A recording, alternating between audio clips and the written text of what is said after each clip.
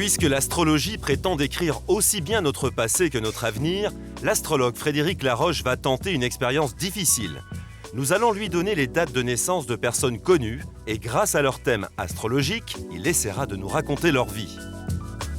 Pour les besoins de l'expérience, nous avons choisi Laurent Boyer, animateur d'M6, et Sylvie Tellier, la très charmante Miss France 2002. Mais attention, à aucun moment l'astrologue ne connaîtra leur nom. Il n'aura aucun indice, sauf leur date, lieu et heure de naissance.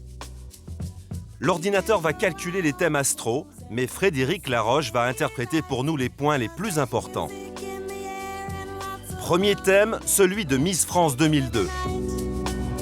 C'est une personne pour moi qui a une forte féminité. Mais c'est surtout dans son passé l'importance pour moi, qui ressort et de manière très marquante, de sa mère ou des personnages féminins de sa vie et de son passé. Alors la présence de la mère, oui, très important. J'ai une complicité avec ma maman qui est énorme. Beaucoup de présence féminine autour de moi. J'ai une grande sœur, une moyenne sœur, une petite sœur qui a 9 ans, famille recomposée, donc j'ai une demi-sœur. C'est vrai qu'une présence très féminine à la maison. Il y a quelque chose de très marquant dans ce thème de naissance, c'est l'année 2002. L'année 2002, pour moi, au niveau professionnel, a marqué un tournant pour elle. Il y a eu un changement de direction ou un choc, quelque chose qui lui a ouvert les yeux. Il y a une transformation des objectifs professionnels pour elle l'année dernière. Et Miss Lyon. Miss France 2002. Il n'a pas tort, 2002, ça a été le tournant de ma vie. Je pense que c'est un chamboulement total. J'étais étudiante en droit, je participe à une élection de Miss, je me retrouve Miss Lyon, Miss France. J'avais un projet de carrière qui était pas tout tracé, mais qui était déjà bien avancé. Et là, le 8 décembre 2002, je me retrouve Miss France avec tout ce que ça entraîne. Il se peut qu'elle ait rencontré quelqu'un et que quelque chose se fasse. À mon avis, elle l'a déjà rencontré. Il y a une personne avec laquelle quelque chose se construit, se fait actuellement. On dirait qu'elle fait des projets avec une personne et que ces projets vont porter cette année. Ça peut être une vie à deux, ça peut être peut-être une naissance, on envisage un enfant, on envisage un mariage, on envisage d'officialiser une relation. J'ai pas du tout un projet de me fiancer, mais j'ai envie de me poser. Voilà, j'ai envie dans les mois qui viennent de m'installer, puisque je ne suis pas encore officiellement installée avec la personne avec qui je suis. Mais oui, on va stabiliser tout ça, formaliser tout ça. Résultat, 2 affirmations vraies sur 3. Plutôt prometteur pour l'astrologue qui s'attaque maintenant au thème astral de Laurent Boyer, l'animateur de Graines de Star et des moments de vérité sur M6. Cette fois encore, l'astrologue n'a que la date de naissance et ne sait pas de qui il s'agit. Le travail ressort énormément chez lui. Nous avons ici le Soleil, qui est en secteur 6, conjoint Vénus, le secteur du travail. C'est un homme qui collabore avec d'autres personnes, et souvent des femmes. Alors ça, c'est vrai. Je travaille presque exclusivement avec des femmes. Je m'entends mieux avec les femmes souvent qu'avec les hommes. À chaque fois que j'ai eu des étapes dans ma carrière, c'est souvent grâce à des femmes. Le défaut, c'est qu'il peut être un petit peu changeant, justement, dans son travail. Il peut être un petit peu lunatique, changer d'humeur, changer de comportement. Alors, lunatique, pas du tout. Je suis à peu près d'humeur égale. Comme tous les gens gentils et agréables, parce que c'est un peu une définition qu'on me donne, si tu veux, enfin simple, quoi, pas compliqué à vivre. Évidemment, si je pique une colère, mais ça m'arrive tous les 2 ans. Donc, lunatique, non. En revanche, insaisissable, oui, parce que je parle très peu de moi et que j'arrive toujours à noyer le poisson. Il y a une rupture ou un divorce qui a marqué sa vie, à cet homme. Une cassure avec une femme, voilà. Et ça l'a marqué. J'aurais du mal à le dater, mais c'est bien précis, ça. Non, du tout. Non, vraiment pas, non. Une rupture avec moi-même, et je l'attends. Alors pour moi, Soleil en Verseau en maison 6, le travail, opposé Uranus, c'est souvent un métier dans le domaine de la communication. Là, vraiment... Vous n'avez aucun doute? Non, j'ai pas vraiment de doute là, à ce niveau-là. Pour moi, il pourrait être dans l'audiovisuel, dans ce qu'on fait là, par exemple. Audiovisuel, radio, télé, etc. Donc caméra, effectivement, micro, tout ça, on le perçoit là. Ça, c'est drôle. Alors là, je peux pas lui dire non. Oui, communication, audiovisuel, image et son. Je fais de la télé, de la radio. Principalement, et je fais que ça, en plus. C'est-à-dire que en revanche, ça, c'est une passion et j'ai fait de ma passion mon métier et mon métier a bouffé toutes mes autres passions.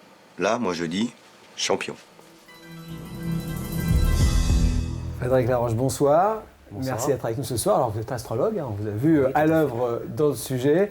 Laurent Puech, bonsoir. Bonsoir. Vous êtes président du Cercle zététique de Languedoc-Roussillon. Vous êtes également auteur de quelques ouvrages, on va en présenter un tout à l'heure. Alors, je voudrais commencer quand même par Frédéric Laroche et remercier Sylvie Tellier et un remerciement confraternel à Laurent Boyer qui ont bien voulu participer à tout ça. Alors, ce qui nous a le plus troublé, c'est 2002 pour Sylvie Tellier. Là, Ah oui, c'était on peut dire que c'est important. plutôt pas mal. Comment vous avez trouvé ça avec votre ordinateur? Écoutez, moi, je l'avais un petit peu expliqué. Moi, je dresse le thème de naissance, si vous voulez, de la personne, avec toutes ses caractéristiques, si vous voulez, de base, donc à la naissance. Et ensuite, eh bien, je regarde les influences planétaires selon les années. Je les regarde, comment elles se superposent aux influences de naissance, tout simplement. Et c'est vrai que par rapport, effectivement, à Miss France, c'était clair et net. Vous avez 2002 qui apparaît, c'est ce que je rappelle, hein, vous ne saviez pas qui c'était, vous avez Pas du juste tout, une non, date. mais il y avait un choc très fort au niveau professionnel, quelque chose qui sortait en relief. Et ça m'a vraiment étonné. Et alors, comment vous expliquez que pour Laurent Boyer, par exemple, le divorce, visiblement, ou la rupture, sa vie sentimentale a, en tous les cas par rapport à ce qu'il nous dit, été beaucoup plus claire que ce que vous avez eu l'impression de voir? C'est vrai qu'il y avait plusieurs pistes pour moi, en fait. La première, c'était effectivement soit un divorce ou une relation, je dirais, une cassure avec une femme, soit une relation marquée par une très forte indépendance avec une femme. Donc j'avais plusieurs pistes.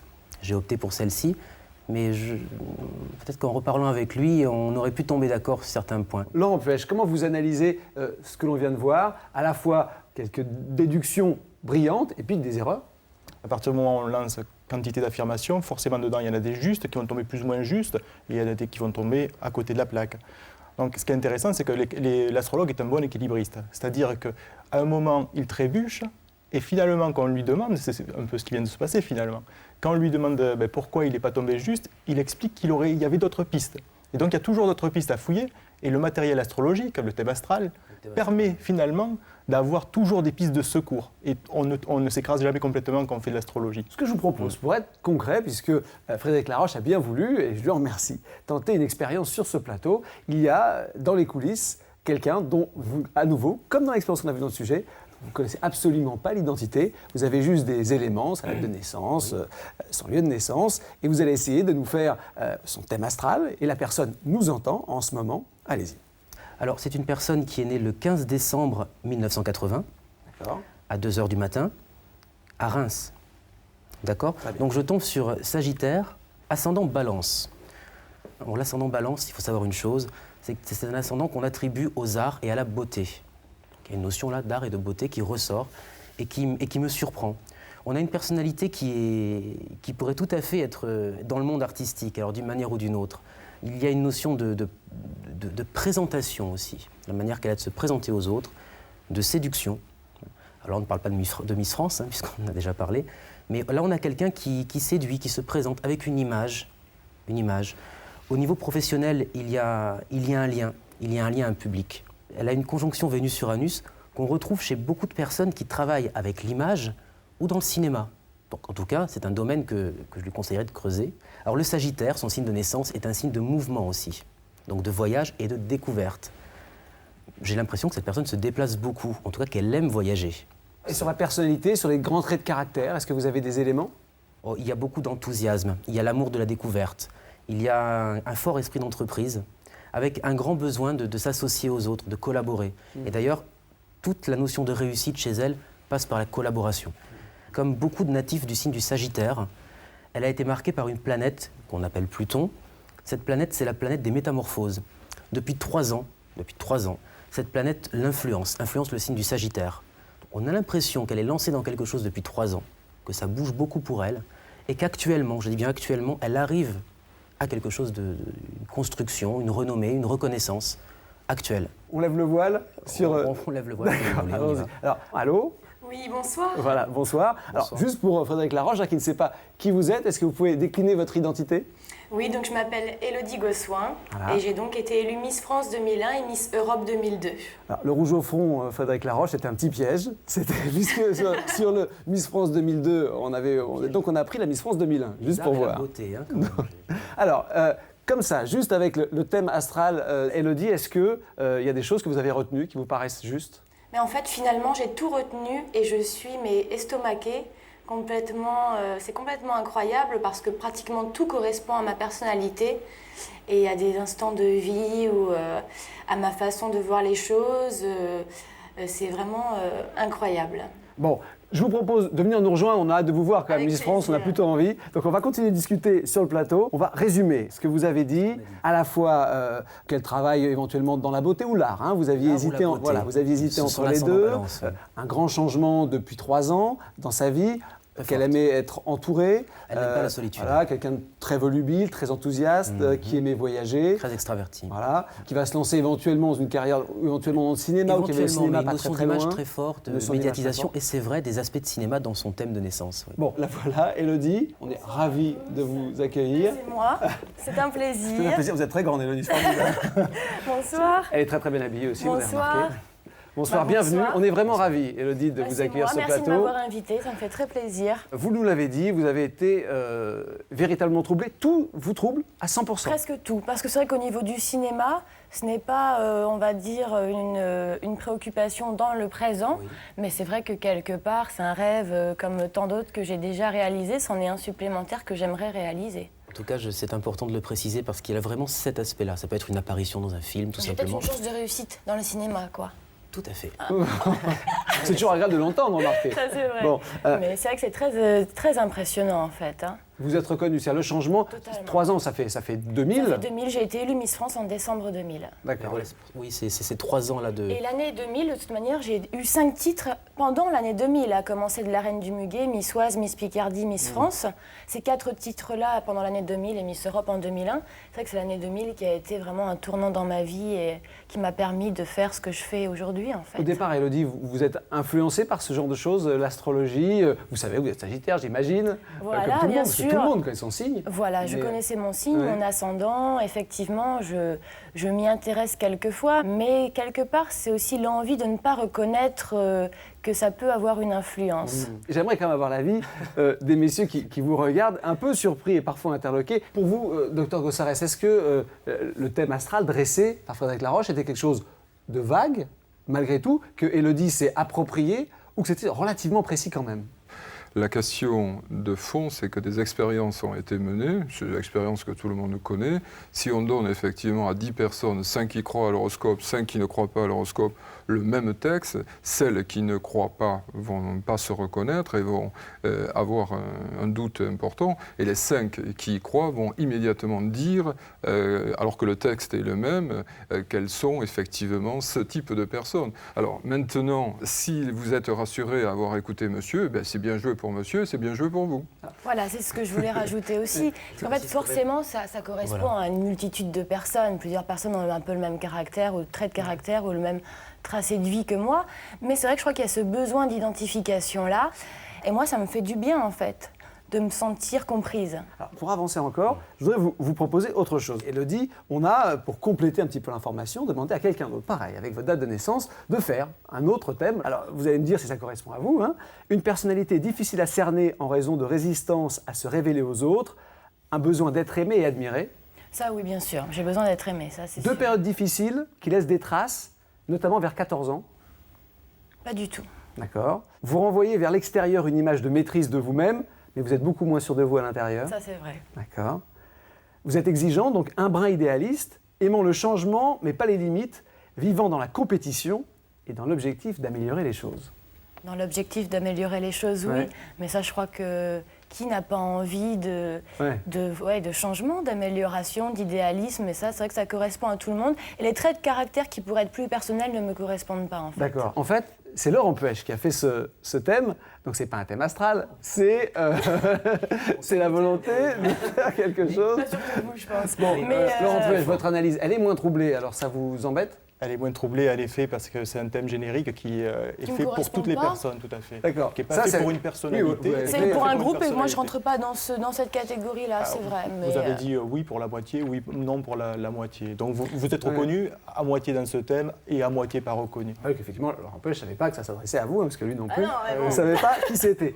Juste avant de conclure, je voudrais présenter un livre écrit par Laurent Puech qui s'est un petit peu penché sur l'astrologie, qui lui, bien sûr, a un avis différent du vôtre et qui essaie d'aider les gens à décoder un petit peu le Qui se joue principe. dans la relation. Voilà, le principe de l'astrologie, c'est celui-là, Astrologie, derrière les mots, de Laurent Puech.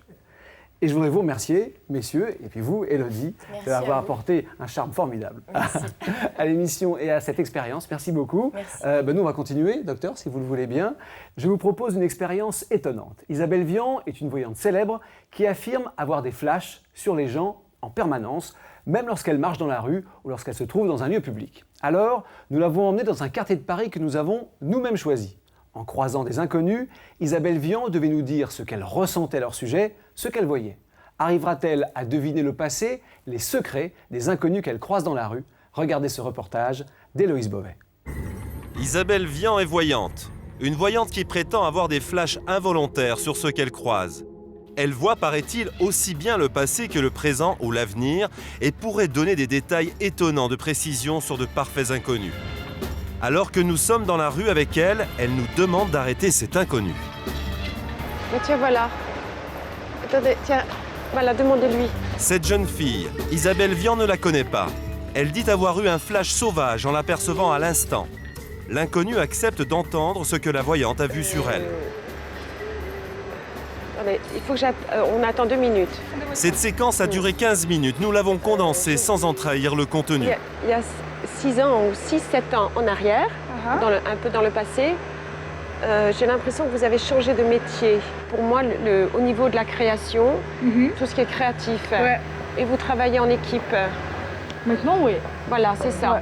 Et effectivement, il y a peut-être une rupture. Je ne sais pas si c'est à peu près l'été, là. Et ça s'est remis élastique, là, ça s'est remis. C'est bien maintenant. Voilà. Et je pense que votre relation va être beaucoup mieux ensemble. Je l'espère. À côté de lui, je vois quelqu'un qui joue de la musique. Il est musicien. Bon, très bien. Et votre maman, elle n'a pas eu un choc il y a 5 ans? Je ne sais pas ce qui s'est passé, mais je vois un petit point noir. Donc, il y a eu quelque chose de très difficile. Un accident, voilà, il y a 5 ans. Et je pense qu'elle a été touchée alors derrière la tête. Parce que j'ai mal. Là, tout de suite, j'ai mal dans le cou. J'ai une douleur ici. Mais votre père, je le sens un peu fermé. Je pense qu'il y a eu beaucoup de problèmes intérieurs. Je ne sais pas s'il a des problèmes. Si, à mon avis, il a perdu son père, là ou... Oui. Voilà, parce que je vois son père décédé. Comment expliquer tant de détails et de précisions? Isabelle Vian prétend voir tout ce qu'elle évoque, et cela grâce à des flashs qui ressemblent à des photos. Un flash, pour moi, c'est une photo. Elle est très nette si, par exemple, un événement arrive demain après-demain.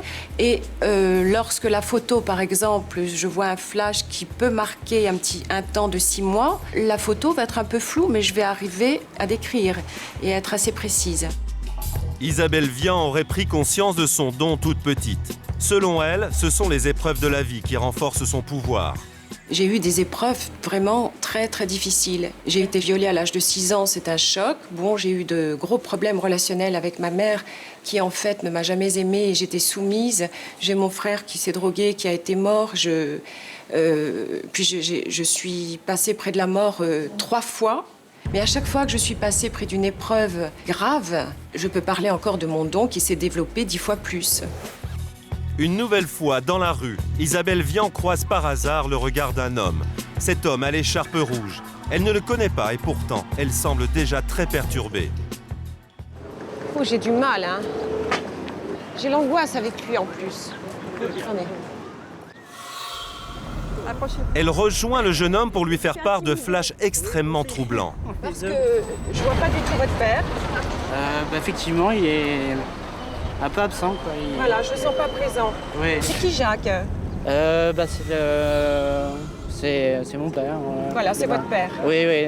Là, je voyais tout d'un coup Saint-Jean-de-Luz. Je sais pas si vous allez y aller ou il y a quelque chose. Je vais y aller d'ici quelques temps, oui. Et votre ami, il n'a pas eu une rupture il y a 2 ans qui a été brutale? Oui, un peu, je crois. Il y a 2 ans. Il y a mon père qui est mort il y a 2 ans. Ouais. Voilà, c'est... Parce que j'ai eu un frisson dans le dos. Et des flashs comme celui-ci, Isabelle en a souvent, n'importe où et à n'importe quel moment, une sensibilité difficile à vivre. Ça m'arrive assez souvent. Mais bon, les flashs peuvent être ici, comme sur une place, dans un café. C'est sûr que ça peut partir un petit peu dans tous les sens. Mais par contre, c'est toujours pareil, c'est difficile de vivre avec ça, parce qu'on n'est jamais la tête tranquille. Au cours d'une pause café, Isabelle ressent à nouveau quelque chose. Cette fois-ci pour la jeune fille brune aux cheveux raides au bout du comptoir. Elle nous livre ses impressions avant même de la rencontrer. Je ne sais pas pourquoi, j'ai 2 prénoms qui me viennent. Il y a une Valérie ou Stéphanie. Je vois une sœur, je pense qu'elle a une sœur. Elle a dû se diriger vers un métier qui touche ou l'esthétique ou la mode ou... Mais... plus l'esthétique. À présent, il ne reste plus qu'à vérifier les prédictions de la voyante. La jeune fille accepte de l'écouter. Alors, j'ai l'impression que vous avez changé de direction. Je ne sais pas si au départ, vous avez voulu faire quelque chose au travers des enfants. Peut-être pas, hein, je peux me tromper. Et que maintenant, je vois plus vers l'esthétique, vers ou la mode ou la communication. Communication. La communication, justement, j'ai pris... Oui, mais qui touche la mode. Ça, en fait, je ne sais pas encore, mais c'est vrai que j'ai penché vers la mode. La voyante imaginait la jeune fille dans l'esthétique. Elle est dans la communication. Il semble tout à coup préférable de changer de sujet. Et Valérie Stéphanie, c'est qui? Valérie Stéphanie? Oui. C'est pas une amie? Stéphanie, oui, une amie, oui. Et Jérôme, c'est qui? Jérôme, je connais quelqu'un qui connaît un Jérôme, mais... Ah bon, ça vous touche pas. Et Frédéric, c'est un prénom qui vous dit? Non. Non? Non. Par contre, j'ai vu qu'au niveau de la famille, elle était assez unie. Et il y a une sœur que vous avez? Ah bon? Alors là, je me suis trompée. Malgré l'avalanche de prénoms jetés à la volée sans succès, la voyante a un dernier flash. Et là, surprise. Au niveau de votre maman, je pense qu'elle a dû vivre un choc. Je ne sais pas si c'est un décès ou quelque chose qui l'a marqué. Oui, c'est vrai. Quelqu'un de très proche en plus, donc oui. Voilà.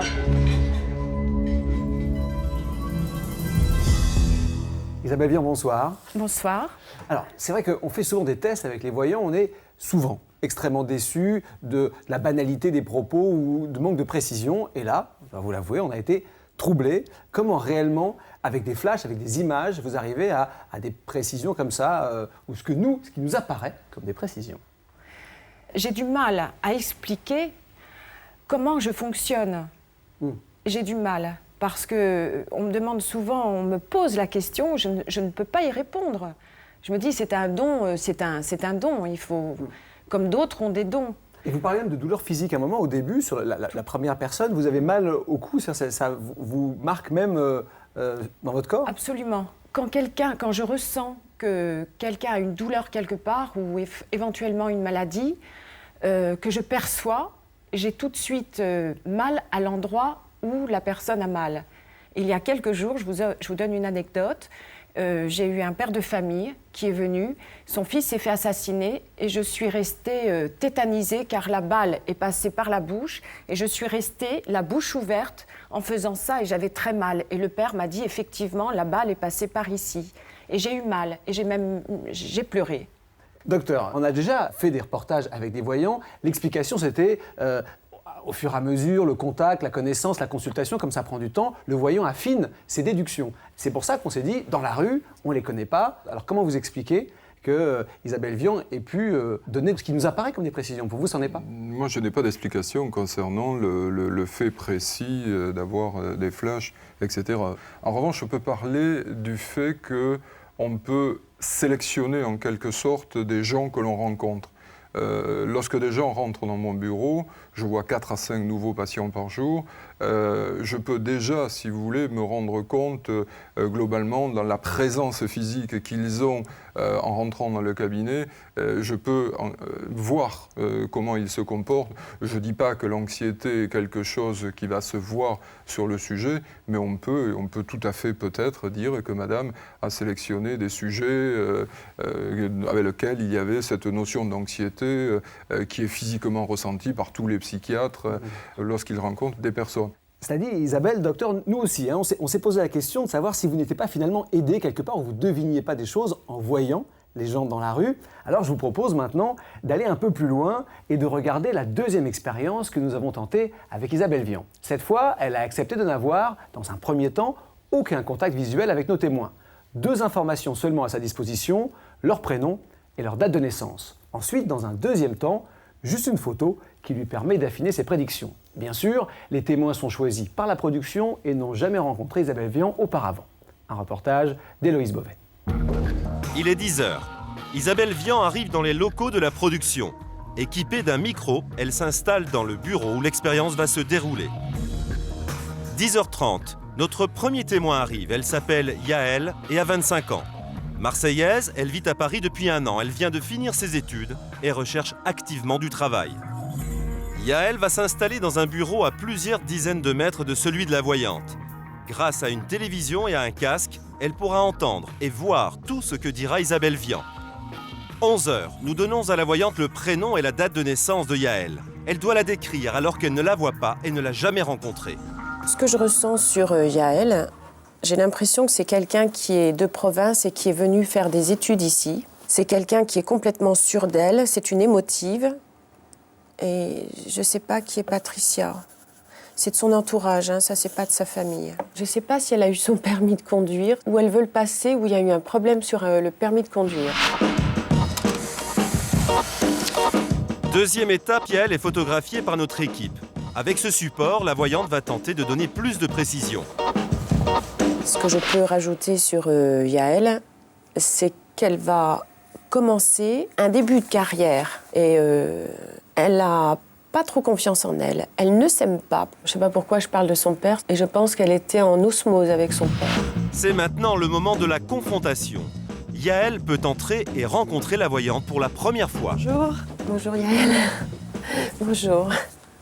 Au niveau professionnel, vous étiez pas loin du tout parce que effectivement, je suis en recherche d'emploi, je suis jeune diplômée. Et pourquoi je vous ai parlé du permis là? Qu'est-ce que ça veut dire? Oui, mon permis c'est ma bête noire en fait, c'est le seul point noir dans ma vie, je crois. Oh, c'est drôle. Ouais, c'est drôle, ouais, ça m'a fait sourire. Le permis, je l'ai passé, j'ai 25 ans donc je l'ai passé, j'ai tenté de le passer à 18 ans, j'ai raté mon code et depuis je l'ai plus jamais passé et ça revient souvent sur le tapis et c'est assez sujet de tension avec les parents. Par contre, vous avez dit au début, sans voir la photo, que j'étais quelqu'un de très sûr de moi, qui avait une grande assurance en soi. Et en voyant la photo, vous avez dit complètement l'inverse. C'est-à-dire, au fond de vous, il y a une volonté, il y a quelque chose de très fort. Et c'est votre hypersensibilité, je dirais c'est un handicap quelque part, parce que vous vous laissez dépasser par le côté émotionnel. Mais les racines sont fortes en vous, il y a quelque chose de très fort. Et Patricia, c'est pas Oui, Patricia, c'est ma tante, c'est donc la sœur de ma maman, et c'est ma marraine. Vous avez parlé de mon père aussi, qui avait une place assez importante. Oui, tout à fait. Vous avez parlé d'osmose avec mon père, ça c'est vrai. Certains détails semblent précis, d'autres moins. Mais lorsque la voyante se trompe, il faut avouer qu'elle a réponse à tout. C'est maintenant au tour de Farah. Je sais pas, je vois 5 sur elle. Je sais pas si ça veut dire ils sont 5 enfants ou pour la famille. Je sens qu'il y a une famille qui est un petit peu, qui commence à se déstructurer parce que Farah, c'est quelqu'un d'assez, elle est brune, elle est longue. J'ai l'impression qu'elle vit avec une sœur. Montrez-moi sa photo si j'ai un déclic. À nouveau, avec la photo de Farah, la voyante va tenter d'affiner ses intuitions. Pour moi, il y a 2 métiers. Il y a la communication, pure communication. Il y a l'écriture d'un autre côté et des dossiers. Et Farah, j'ai l'impression qu'elle a un rôle important dans la vie. C'est que le potentiel qu'elle apprend ici, j'ai l'impression qu'elle veut le transmettre dans son pays. Je ne sais pas qui est Amina. Je ne sais pas, c'est un prénom. Peut-être qu'on l'appelle Amina. Farah, qui a tout entendu, peut nous donner quelques précisions. Les 5 frères et sœurs. On est 5. Ah, c'est génial. Mais par rapport à la famille qui se déstructurait, pas du tout. Par contre, j'ai vu aussi, c'est comme si vous viviez avec une sœur ou quelqu'un. Non, je vis avec toute ma famille. Moi, ce que j'ai vu, c'est qu'il y avait tout de même la possibilité de 2 métiers. Je suis dans la communication, mais je cherche plus maintenant dans des bureaux de presse ou des journaux. Voilà, c'est ça que j'ai vu. Et c'est qui Amina? J'ai pas d'Amina. C'est ni à une amie ou... Je connais pas d'Amina. Non. Mais quand vous disiez que j'apprends pour pouvoir ensuite amener dans mon pays, il y avait quelque chose de vrai, étant donné que j'organise une exposition pour l'année de l'Algérie. Ah, c'est génial. Avec des artistes. Donc... Ah d'accord, alors le A que j'ai mis, bon moi j'ai même pas marqué Amina, je sais pas pourquoi, mais j'ai marqué un A que j'ai entouré là en... C'est peut-être ça. J'en sais rien, je ne veux pas me justifier, mais quelquefois, je marque sans trop... Ah, c'est possible. Ça va marcher, ça. Yael, bonsoir. Bonsoir. Merci d'avoir tenté l'expérience pour nous. De rien, Toujours pas le permis? Non, toujours pas le permis, non. Hélas. Alors, est-ce qu'au départ, vous croyez en la voyance? Vous avez de la bienveillance pour ça ou pas du tout? Alors, j'y crois. Ouais. J'y crois, c'est quelque chose qui m'intrigue, qui m'interpelle, qui éveille ma curiosité. Et donc, je me plais à y croire. En même temps, j'y mets des réserves, c'est-à-dire je ne miserai pas tout sur les propos d'une voyante ou d'un voyant, quoi. Voilà. Par rapport à la consultation d'Isabelle Vian, qu'est-ce qui vous a impressionné? Qu'est-ce qui vous a déçu? Vous l'avez dit, la personnalité oui, la personnalité, vous a un peu troublé. Mais finalement, je crois qu'elle a plutôt bien ciblé ma personnalité. Et puis en même temps, bon, c'est vrai qu'il y avait des choses qui étaient complètement fausses. Elle m'a donné quelques prénoms qui n'étaient pas dans mon entourage.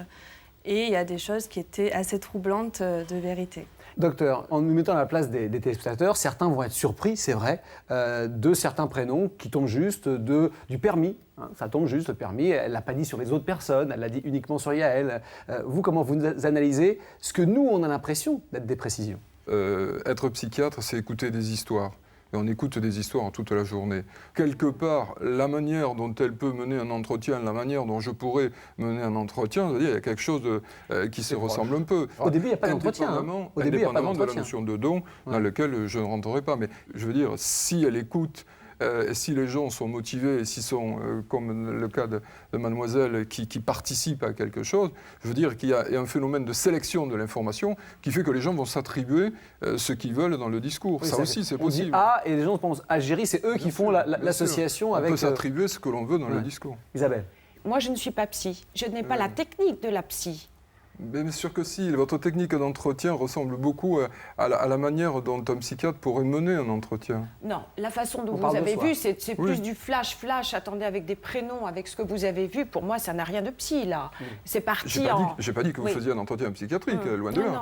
Avant de venir ici, je lisais un article dans un journal. C'était une personne qui allait voir un voyant qui disait « Je suis allé voir mon médecin généraliste, il m'a donné des tranquillisants. Je suis allé voir mon psychiatre, il m'a dit que ça allait être long et difficile, que j'avais des problèmes.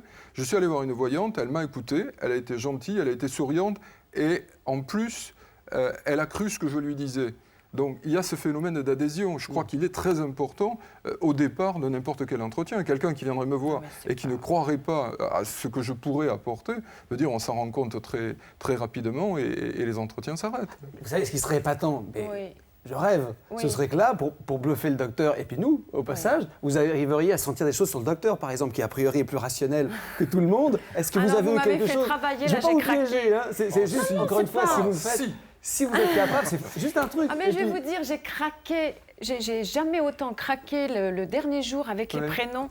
Là, c'est pas parce que je ne veux pas, mais déjà même jeudi, j'ai pas pu travailler parce que j'étais pas bien. Moi, je veux bien essayer une fois, pourquoi pas? Mais pas là. Regardez, non, parce que je suis fatiguée, parce que c'est vrai, je pense que vous pouvez le comprendre. Merci, mademoiselle, madame. Docteur, on continue. Nous allons maintenant aborder un thème nettement plus étrange. Certaines personnes pensent que les murs ont une mémoire, que lorsque dans une maison, il s'est passé quelque chose de dramatique, cela ne disparaît pas et que certaines personnes seraient en mesure de ressentir ce passé douloureux. La mémoire des murs, un reportage de Dominique Leb. Tatiana de René est écrivain et journaliste. Elle vient d'écrire un roman sur ce qu'elle appelle la mémoire des murs. Actuellement à la recherche d'un appartement, elle demande à chaque visite des précisions sur l'historique des lieux. Je vous appelle pour l'appartement de 4 pièces. J'ai juste besoin de savoir si éventuellement, ça va peut-être vous paraître bizarre cette question, mais est-ce qu'il ne s'est rien passé de grave dans cet appartement? Je pose cette question parce que j'ai besoin de savoir ça pour me sentir bien ensuite dans l'endroit où je vais vivre. Parce que je suis très sensible aux ambiances et à la mémoire des murs. Certains agents immobiliers m'ont expliqué que d'abord ma question n'était pas incongrue et qu'ensuite il y avait des immeubles dans Paris comme ça, des appartements où il s'était passé des choses atroces et qui ne se louaient pas et qui ne se vendaient pas et qui aussi portaient la poisse à ceux qui emménageaient dedans. Tatiana a donc mené sa propre enquête. Elle a pu recueillir des témoignages nombreux et troublants. J'ai eu un témoignage un jour complètement par hasard d'une amie très pied sur terre, très carrée, qui a visité un appartement qu'elle trouvait superbe. Et dans la salle de bain, elle s'est sentie tellement mal qu'elle pensait que ça avait un rapport avec les peintures. Et à chaque fois qu'elle rentrait dans cette salle de bain, elle avait un malaise atroce. Donc elle a demandé au propriétaire. Elle a dit, écoutez, je me sens pas bien dans la salle de bain. Est-ce que vous pouvez me dire ce que vous avez mis comme peinture? Et le propriétaire, très embêté, lui a dit, écoutez, j'avais pas prévu de vous dire ça, mais la jeune femme qui était là avant s'est suicidée dans la baignoire. Donc elle est partie très vite. Pour Tatiana, les murs garderaient donc mystérieusement le souvenir du passé. Et nous serions parfois capables d'en capter les traces. C'est aussi ce que laisse penser un autre témoignage, celui de Nadine Forster. Je pense que la mémoire des choses, de tout ce qui s'est passé, reste imprégnée dans les murs. Et d'abord, il faut, quand on arrive quelque part, que la maison vous accepte. Et Nadine en est sûre, car il y a quelques années, invitée à dormir chez des amis dans une très vieille maison, elle vit une expérience troublante qu'elle n'oubliera jamais. À un moment donné, j'étais éveillée par une impression de pression sur le bas des côtes, comme si quelqu'un appuyait les deux mains. Et j'ai une impression devant le visage, quelque chose un petit peu éloigné du visage, mais passe comme une impression magnétique au bout du compte. Le lendemain, Nadine découvre qu'au Moyen-Âge, une femme accusée de sorcellerie aurait été enfermée ici avant d'être brûlée.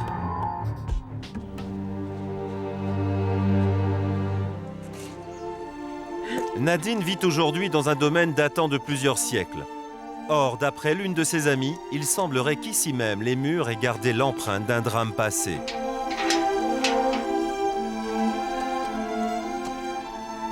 J'ai une amie, quand je suis arrivée ici, qui ne pouvait pas entrer dans cet endroit. Elle ne pouvait même pas l'approcher. Elle sentait une hostilité et une impression de refus et qui l'angoissait énormément. Après des fouilles effectuées dans la crypte, des ossements très anciens sont découverts. Mais la présence de ces os suffit-elle à expliquer le malaise que certains ressentent dans les lieux? Cette demeure a une partie très très ancienne, 11e siècle. Il y a eu des batailles avec Jeanne d'Arc qui se sont basées ici au moment de la prise d'Orléans. Et il paraît qu'il y avait un bataillon allemand qui était venu au secours de Jeanne d'Arc et ils ont été massacrés ici. Alors, la mémoire des murs, rêve ou réalité? Après tout, nous cherchons peut-être simplement à projeter sur les lieux des angoisses toutes personnelles. C'est en tout cas l'hypothèse du psychologue Laurent Caillard. Il y a des lieux qui nous parlent. Quand je dis ça nous parle, ça rentre en résonance avec ce que nous espérons. Une odeur, une couleur, une disposition, ça rappelle terriblement cette maison, celle de ma grand-mère. Enfin, alors ça y est, le lieu devient chargé. Alors tout ça, c'est pas terriblement saisissable rationnellement, mais c'est comme ça qu'on fonctionne, en interprétant un lieu ou en projetant de nous-mêmes sur ce lieu. Illusion psychologique donc, même si ce n'est pas l'avis de Tatiana. Elle reste convaincue par l'idée que les événements marquants laissent des traces profondes dans certains lieux. Je pense qu'un voyant pourrait déjà vous dire s'il y a eu quelque chose, s'il y a eu un drame, ou même vous dire s'il y a eu quelque chose de bien. Mais ça, j'y crois. Ça, je pense que ça peut être possible.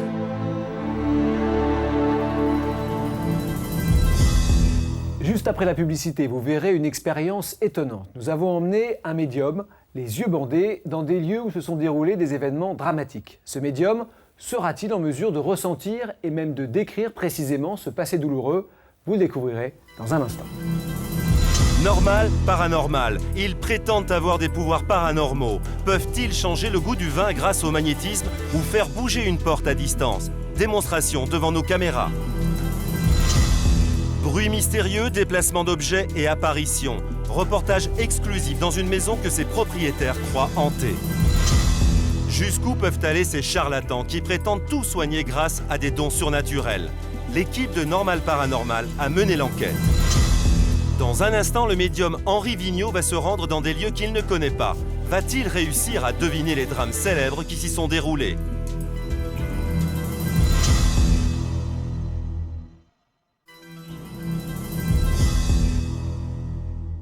Voilà, retour sur le plateau de Normal Paranormal avec, pour commencer cette deuxième partie, l'expérience que nous avons tentée avec Henri Vigneault. Henri Vigneault est médium. Il affirme être capable de ressentir, lorsqu'il se trouve dans un endroit donné, les événements dramatiques qui s'y sont déroulés. Nous l'avons emmené, les yeux bandés, dans 3 lieux différents. Bien sûr, il ne sait pas où il se trouve et encore moins ce qui s'est passé dans ces lieux. Regardez le reportage de Dominique Leb. Nous allons tenter une expérience avec le médium Henri Vigneault. Mais avant tout, nous allons lui bander les yeux. Ainsi, nous pourrons le conduire dans des lieux qu'il ne verra pas. Il devra alors nous dire si des événements tragiques s'y sont déroulés. Va-t-il ressentir ce qu'on appelle la mémoire des murs? En tout cas, il prétend qu'il le fait depuis toujours. J'ai pris conscience de mes dons quand j'avais l'âge de 7 ans, enfant. Et de ma chambre, il y avait une porte qui donnait côté cuisine, et je voyais côté cuisine l'image régulièrement d'un pendu. En fait, mes parents ont pris un jour des renseignements et ont appris que c'était l'ancien propriétaire qui s'était pendu à l'endroit précis où je le voyais. Le premier test va se dérouler dans cet immeuble situé en plein Neuilly, juste en bordure de Paris. 5 jeunes pompiers y ont trouvé la mort en septembre 2002.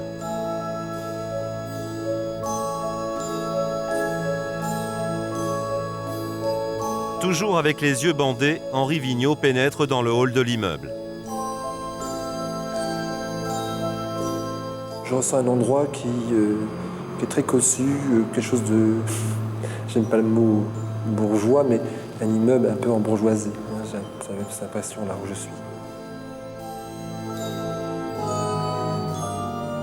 J'ai l'impression que c'est un endroit où des gens peuvent habiter, mais en même temps des gens qui viennent, qui travaillent là aussi. C'est curieux comme sensation. Quelqu'un a dû être handicapé dans ce lieu, je sais pas pourquoi. Je sais pas pourquoi je vois ça, mais je vois des images de cendres par terre, c'est bizarre. Je pense qu'il y a dû y avoir une scène de violence, de toute façon, ici. Parce que je me sens traqué, quelque part. Le rez-de-chaussée de l'immeuble est en effet occupé par des bureaux, et il est exact que l'un des habitants est handicapé. Pourtant, si le médium a décrit certains éléments du lieu, il n'a presque rien dit de l'incendie. Une seule intuition à son actif, les cendres, ce qui est pour le moment peu concluant. Deuxième test, un parking d'immeuble, seul vestige des sous-sols de la maison du docteur Petiot. Une maison dont il ne reste presque rien. Vous ressentez des choses? Ouais, je suis pas bien là. Vous n'êtes pas bien? Oui. Je me sens pas bien ici. C'est dans ces sous-sols que le docteur Petiot a tué pendant la Deuxième Guerre mondiale une 60aine de personnes. Des juifs à qui il faisait croire qu'il pouvait les faire passer en zone libre. En fait, il les asphyxiait ou les empoisonnait, puis les découpait et les brûlait. Tout cela pour s'emparer de leurs biens. Je vois une main, rapidement, d'un geste brusque, qui met une main devant la bouche. J'ai vraiment l'image symbolique d'une tête de mort devant moi. Donc pour moi, c'est symbolique, lié à la mort. J'ai l'impression de me sentir un peu étouffé. C'est une image que je vois, mais c'est comme une lame de rasoir. Ça me donne l'impression de ça. Donc c'est aussi du fer blanc, comme la lame de couteau. C'est en même temps une image qui passe, qui s'impose à moi. On dirait une étoile de David. Ça ressemble un petit peu à ça. Je pense que c'est ça, une étoile jaune de David. Pour moi, cet endroit-là, c'est un endroit vraiment de peur, d'angoisse. J'ai envie de crier, je ne peux pas crier, donc je me place à la place de la victime. Pour moi, c'est ça. Et vraiment, c'est très angoissant. Cette fois, le médium donne des détails qui semblent correspondre aux circonstances des meurtres. Étouffement, angoisse, lame tranchante. Pas vraiment étonnant dans un parking, et pourtant difficile d'expliquer la précision donnée sur le symbole des Juifs, l'étoile de David. Troisième test, le couvent des Carmes. Nous emmenons cette fois le médium dans un lieu où sont conservés les restes de 118 religieux massacrés pendant la Révolution française. Ici, même les yeux bandés, impossible de ne pas sentir qu'il s'agit d'une église ou d'une crypte. Je sens dans une énergie qui me correspond beaucoup mieux qu'avant. C'est curieux, cette sensation que je ressens. Je peux me tourner? Oui. C'est un lieu qui doit être... C'est un endroit qui doit être très ancien, je pense, là où je suis.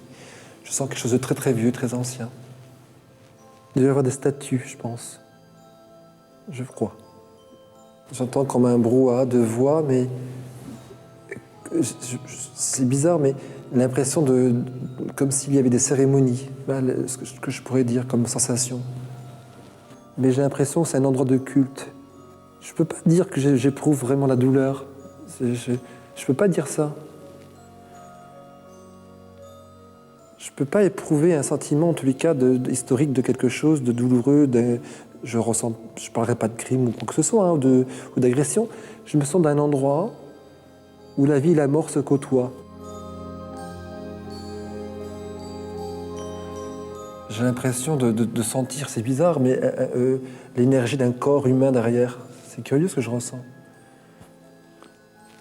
L'énergie d'un corps mort, Et en même temps, j'ai envie de vénérer l'endroit, c'est ce que je ressens. Comme les fois précédentes, Henri Vigneault a réussi à décrire certains éléments du décor. Mais il faut quand même reconnaître qu'il n'a pas ressenti la terreur des religieux massacrés pendant la Révolution.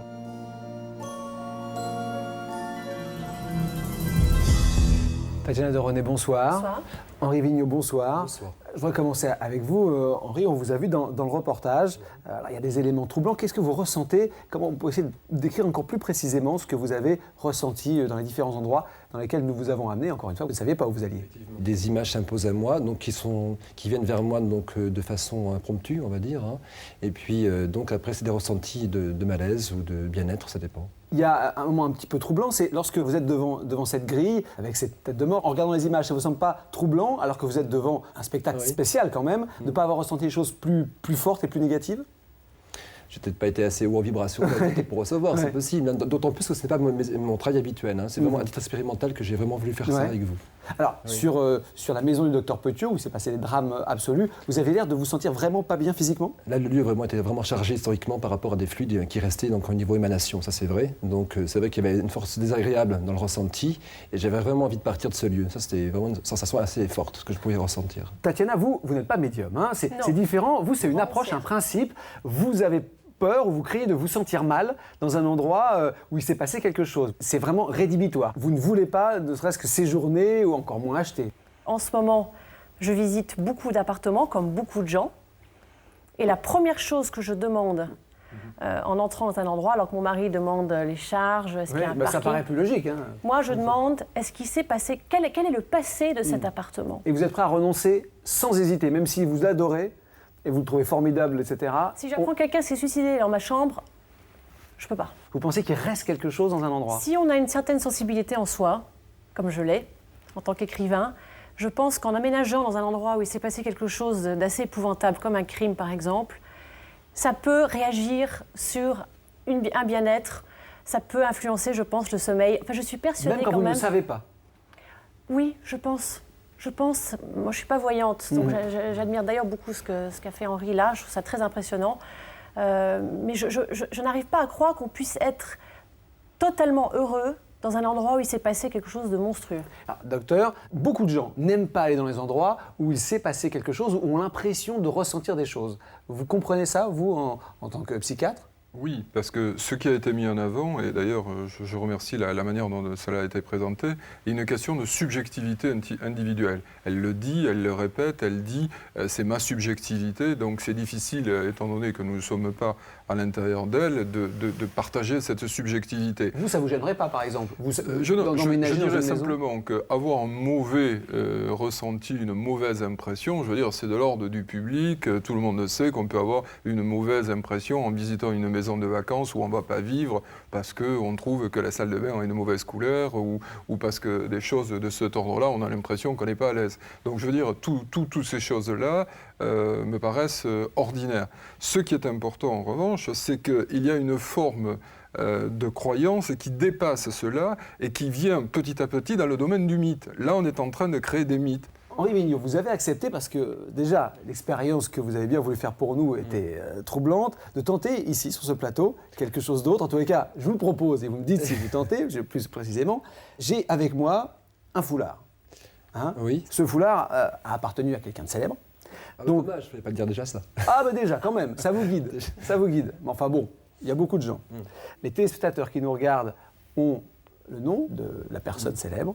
Vous ne l'avez pas, bien évidemment. Personne ici, je crois, sur ce plateau est au courant. Je vais vous le donner et vous en faites ce que vous voulez. Si vous ressentez quelque chose, vous nous le dites, vous dites. Si vous ne ressentez rien, on passe à autre chose, sans problème.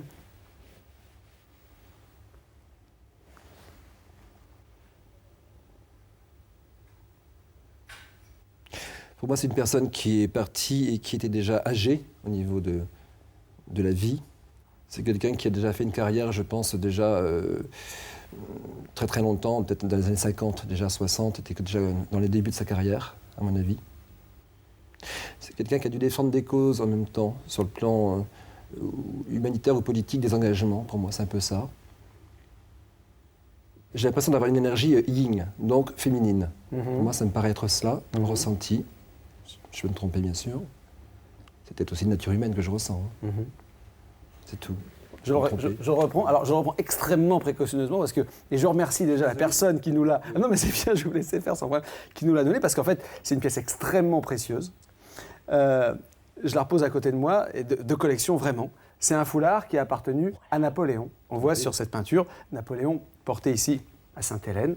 Bon, c'était encore une fois une tentative comme ça, à la volée, sur le plateau. Je vous remercie d'avoir essayé. Alors là, on est un petit peu à côté, bien sûr, ça c'est incontestablement. Alors, juste avant de conclure, je voudrais présenter votre livre, Tatiana. C'est donc La mémoire des murs, chez Plon, de Tatiana de René, qui explique un petit peu votre approche de tout ça. Mais c'est un roman, hein? C'est un roman, voilà. Tatiana, Henri Vigneault, merci beaucoup d'avoir été avec nous ce soir. Je vous propose maintenant de passer au sujet suivant. L'homme est-il capable, par la seule force de sa pensée ou de l'énergie qu'il dégage, d'avoir une influence sur ce qui l'entoure? Dans le reportage qui va suivre, vous allez découvrir Philippe Bois, qui affirme changer le goût du vin juste en le magnétisant. Vous allez découvrir aussi Cédomir Tomic, qui fait bouger une porte sans même la toucher.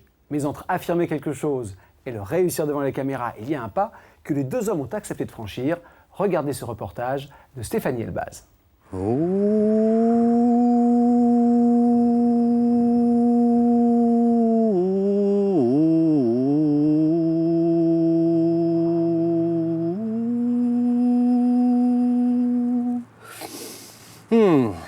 Voilà, merci. À 35 ans, Philippe, paysagiste de formation, cultive une relation privilégiée avec la nature.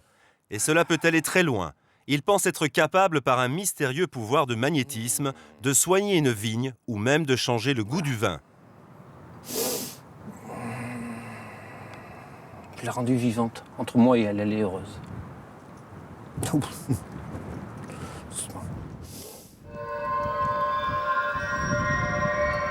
On peut leur parler aux vignes? Leur parler comme on se parle à nous, ça ne sert pas à grand-chose. Leur parler par la communion avec le cœur, oui, bien sûr. De toute façon, ce sont des êtres vivants. Donc il y a certainement un échange qui se fait. Changer le goût d'un vin grâce à un simple chant, c'est ce que Philippe va tenter de faire devant nous.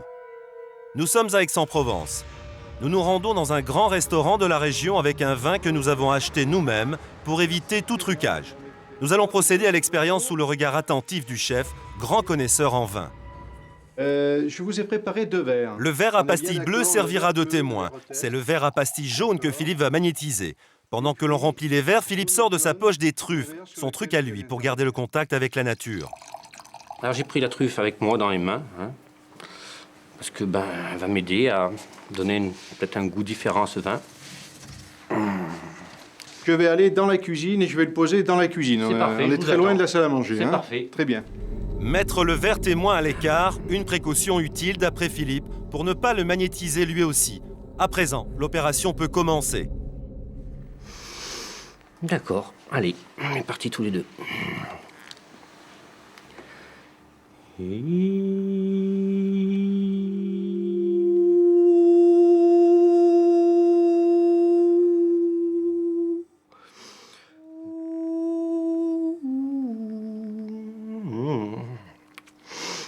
Voilà, merci.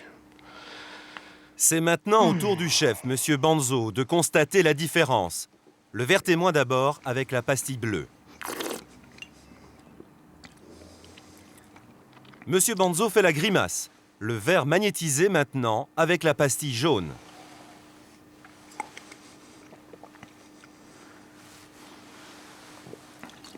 C'est un peu étonnant.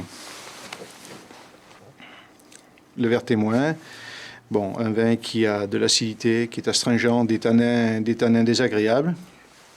Vert jaune, le verre sur lequel monsieur est intervenu, quelque chose de plus souple, plus rond. Un nez un petit peu plus étiolé malgré tout, mais par définition, c'est pas le même vin, quoi. Les deux vins seraient donc très différents alors que nous les avons vus de nos propres yeux versés depuis la même bouteille. Le chef du restaurant s'y connaît en matière de vin depuis plus de 20 ans. Mais pour confirmer son impression, il décide de demander son avis à Fabrice, le sommelier de la maison. Celui-ci ignore tout de notre expérience. J'ai 2 verres de vin et je voudrais que vous puissiez les goûter, que vous me disiez simplement ce que que vous en pensez. C'est pas un test, un piège. Hein. C'est simplement que vous me donniez votre avis sur ce vin-là.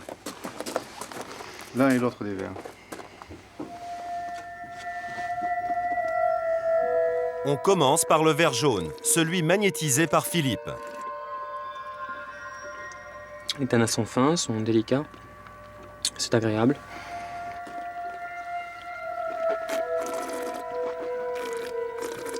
Celui-ci est plus serré, moins expressif. Pour moi, organoleptiquement parlant, les vins sont très différents. Ça, c'est évident. Bon, bah écoutez, en fait, c'est le même vin. C'est le même vin. Le chef n'en revient toujours pas. Troublé, il essaie d'expliquer à son sommelier ce qui vient de se passer. Philippe, quant à lui, est ravi de voir confirmer son talent de magnétiseur. Mais si cet homme peut changer l'arôme du vin, en a-t-il modifié la composition chimique? Nous avons demandé à un laboratoire spécialisé dans le vin de prélever des échantillons et d'en étudier la composition. Au laboratoire, des machines vont analyser nos échantillons avec une grande précision. Ainsi, nous saurons si le liquide dit magnétisé présente des différences avec le liquide initial. Alors on peut constater qu'il n'y a aucune variation entre le vin témoin, c'est fiole bleue, et l'essai jaune, donc magnétisé, donc aucune différence significative sur le résultat. Difficile d'expliquer la contradiction entre le jugement du sommelier et le verdict du laboratoire. Le mystère reste entier. Autre lieu, autre histoire.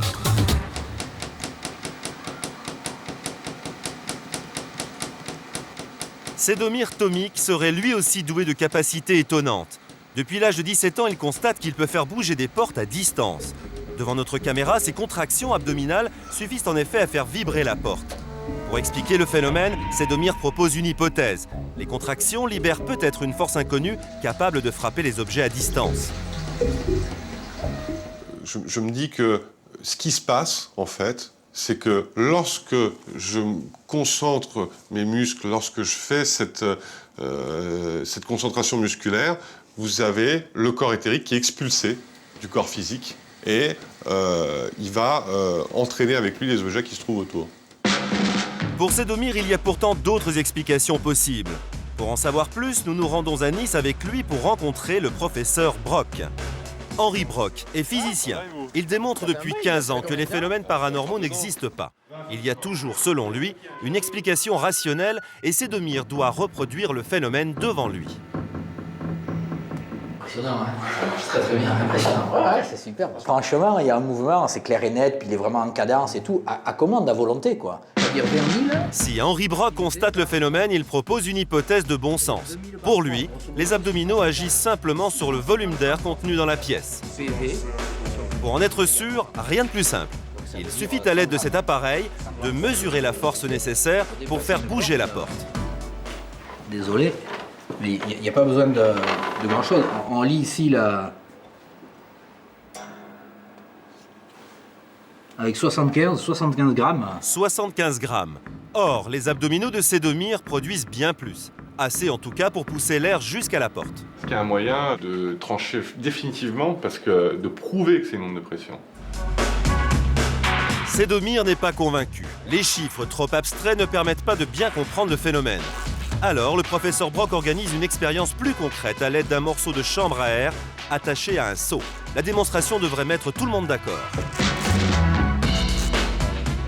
Faisant bouger les abdominaux ou les pectoraux, il crée une variation du volume extérieur. Donc avec cet ustensile, on va essayer de reproduire donc, la variation de volume. Donc reproduire en fait le mouvement des abdominaux de Sedomir. Voilà, bon, sauf que là, c'est beaucoup plus petit que les abdominaux de Sedomir. Hein. Bon alors, on va essayer, on va se retrouver dans les mêmes à peu près configurations et on va voir ce que ça donne.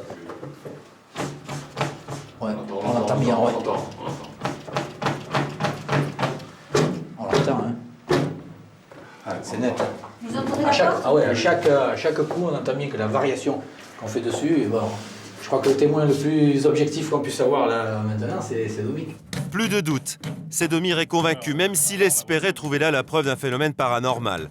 Il repart aujourd'hui avec une explication scientifique et définitive. Il n'y a pas de problème. Non, mais on la voit bouger, on l'entend bouger, on a un phénomène qui est très très proche de ce qu'on a tout à l'heure, c'est clair.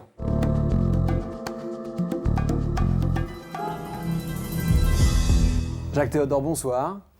Vous êtes ancien chercheur au CNRS et vous participez, vous collaborez au laboratoire de zététique, le laboratoire qu'on a vu dans le sujet. Hein, c'est, pour simplifier, un laboratoire qui cherche à prouver que le paranormal n'existe pas. Hein, on peut dire ça comme ça. Oui. Gilles Arthur, bonsoir. Bonsoir. Vous êtes illusionniste. On va voir un petit peu après quelques démonstrations de votre part. Et Philippe Bois, bonsoir. Bonsoir. On vous a vu dans le sujet. Alors, vous êtes un vénard, vous êtes capable de transformer de la picrate en un grand vin. Vous faites que ça ou vous faites d'autres choses? Non, non, je communique avec les arbres, les pierres, on le voit, avec la terre.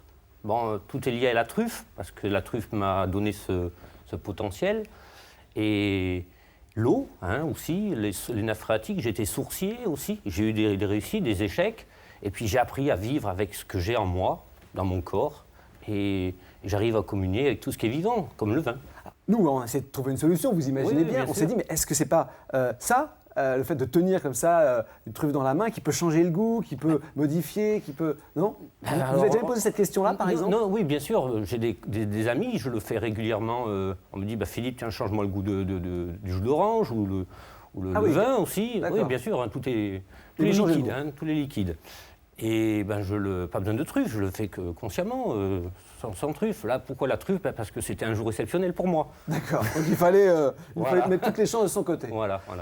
Jacques Théodore, vous qui avez eu l'habitude, qui avez vu plein de choses, votre analyse sur ce qu'on a vu dans le reportage. Voilà. Il a tenu le verre en main. Or, vous n'êtes pas sans savoir que ce soit du cognac, de l'armagnac ou de c'est quoi.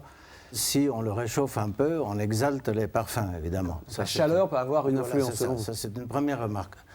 Deuxième remarque, j'ai cru voir par le petit clip qu'on avait versé le vin dans un verre assez important et puis dans un autre. Il me paraît vraisemblable qu'il y ait une stratification dans la bouteille. Le début du vin n'a pas le même goût que la suite. Voilà, c'est ça que je veux dire. D'accord. Voilà. Vous, a priori, c'est... Allez-y, continuez. Et alors, troisième hypothèse, notre ami est un fraudeur malhonnête et il a, avec sa truffe, il a déposé quelques poussières de truffe dans le verre. Vous voyez? Et ça est suffisamment fort pour changer le goût Je ne connais pas bien les truffes, mais j'imagine qu'effectivement, ça peut être suffisamment puissant que pour en modifier le goût. Philippe Bois, lorsque vous entendez ces arguments-là, vous avez réchauffé le vin, vous avez peut-être volontairement ou involontairement mis des petits morceaux dans le vin qui a changé le goût. Vous imaginez qu'on allait vous opposer ce type d'argument? C'est pas moi qui ai versé le vin, c'était le chef cuisinier, un monsieur 4 étoiles. Donc c'est quand même une personne pour moi qui est capable, quoi. C'est une référence pour moi. Bon, j'étais pas là, loin de là. La truffe, si elle a passé par-dessus, c'était pas pour ça. C'était parce que ça s'est posé comme ça. Non, je le fais couramment. Et la chaleur, lorsque vous dites, oui, mais vous le tenez, donc vous chauffez la le vin. parce que je... Est-ce qu'à votre avis, même, ça peut changer le goût du vin? C'est possible, mais je l'ai fait sans tenir le verre aussi, ça m'est arrivé. Le résultat est identique. Et scientifiquement, pour vous, les deux éléments troublants, c'est ça. C'est le fait de le réchauffer, et puis c'est le fait de... La truffe est quand même quelque chose de très fort. Même ceux qui ont goûté le vin, je pense que ça reste quand même une opération très subjective, le goût. Tandis que la seule, la seule appréciation, le seul étiquetage vraiment objectif, c'est ça, c'est le labo. C'est vrai que le labo, c'est troublant. Le labo, dans le graphique, bon là c'est l'analyse, c'est les deux mêmes vins. Ce que j'explique, j'arrive à l'expliquer, je ne renie pas la science, puisque j'ai été opéré, donc je vis avec la science, comme tout le monde. Mais la science n'a pas des papilles, n'a pas un palais pour goûter. Moi, je travaille à un niveau différent. Voilà, c'est tout. Et c'est tous les jours que je vis des choses comme ça, à des degrés différents. Tantôt c'est avec des pierres, tantôt c'est avec les truffes, tantôt c'est avec les arbres, tantôt c'est avec les sangliers aussi. Et je suis l'homme le plus heureux. Je suis l'homme le plus heureux. Vous arrivez à communier c'est une liberté. Communier et même communiquer? Complètement, oui, bien sûr. J'ai pas 100% de réussite. J'ai des échecs. Mais comment dire? On va dire, je suis apprenti, j'apprends. Je suis persuadé d'une chose, c'est que vous êtes heureux, parce que vous êtes confortable dans votre foi. Mais maintenant, nous pouvons ne pas partager cette foi. Exactement, complètement, bien sûr. A priori, c'est pas votre truc, messieurs. Bien sûr. Bon. Non, je ne peux pas rentrer dans ce système de communication, parce que là, on est vraiment dans des domaines mystiques. Là. Je crois qu'on est dans quelque chose qui nous dépasse. Il l'a dit d'ailleurs. Il a dit, je ne suis pas au même étage que vous, je ne suis pas au même niveau que vous. Donc, pour moi, on a un instrument qui s'appelle le corps, qui est une machine, entre guillemets, fantastique. Et on arrive à recevoir cette communion, cette perception à un certain niveau. Et je le ressens, et des fois j'ai honte de le dire, mais je le dis quand même maintenant. Vous avez raison. Et j'ai aussi des fois tort, ça m'arrive. Ouais. Gilles Arthur, j'aimerais vous donner maintenant la parole parce que vous êtes un petit peu là, je au me milieu sens de tout ça. oui, au milieu, parce qu'en fait, je ne pense pas que ce soit très éloigné. On est tous d'accord que le corps humain est une machine absolument incroyable, qu'on a des perceptions étonnantes, etc. On n'est pas si éloigné que ça, au fond. Alors, Gilles Arthur, maintenant, on a envie de vous voir à l'œuvre parce que vous êtes illusionniste. Pour un petit peu comprendre qu'il faut toujours faire attention à ce qu'on voit. Allez-y, montrez-nous un petit peu. Une petite expérience, mais parce que les magiciens aussi font de la psychokinèse, des productions de force invisible. Tenez, examinez influencer ce petit papier, vous l'examinez. Si vous me permettez, pendant que vous l'examinez, regardez-moi pas, tac, j'arrache un petit cheveu, voilà, il est normal. Hein. On va mettre ce petit cheveu à l'intérieur. C'est très important pour... C'est quand même un ancien chercheur du CNRS, faut faire attention. Oui, non, mais il va me le pardonner. Voilà. Et si vous pouvez juste tenir cette aiguille avec comme ceci. J'ai un deuxième papier pareil, identique, vous l'examinez. Est-ce qu'il n'y a pas, évidemment, il n'y a pas de truffe, il n'y a rien. Il est normal. Ils ont l'air pareil. J'ai un briquet et je vais juste vous demander de garder cette petite boulette dans votre main, s'il vous plaît. Gardez-la bien fort et vous allez me dire si vous la sentez chauffer, parce que immédiatement, je vais chauffer cette boulette. Vous me dites franchement, hein, on n'est pas...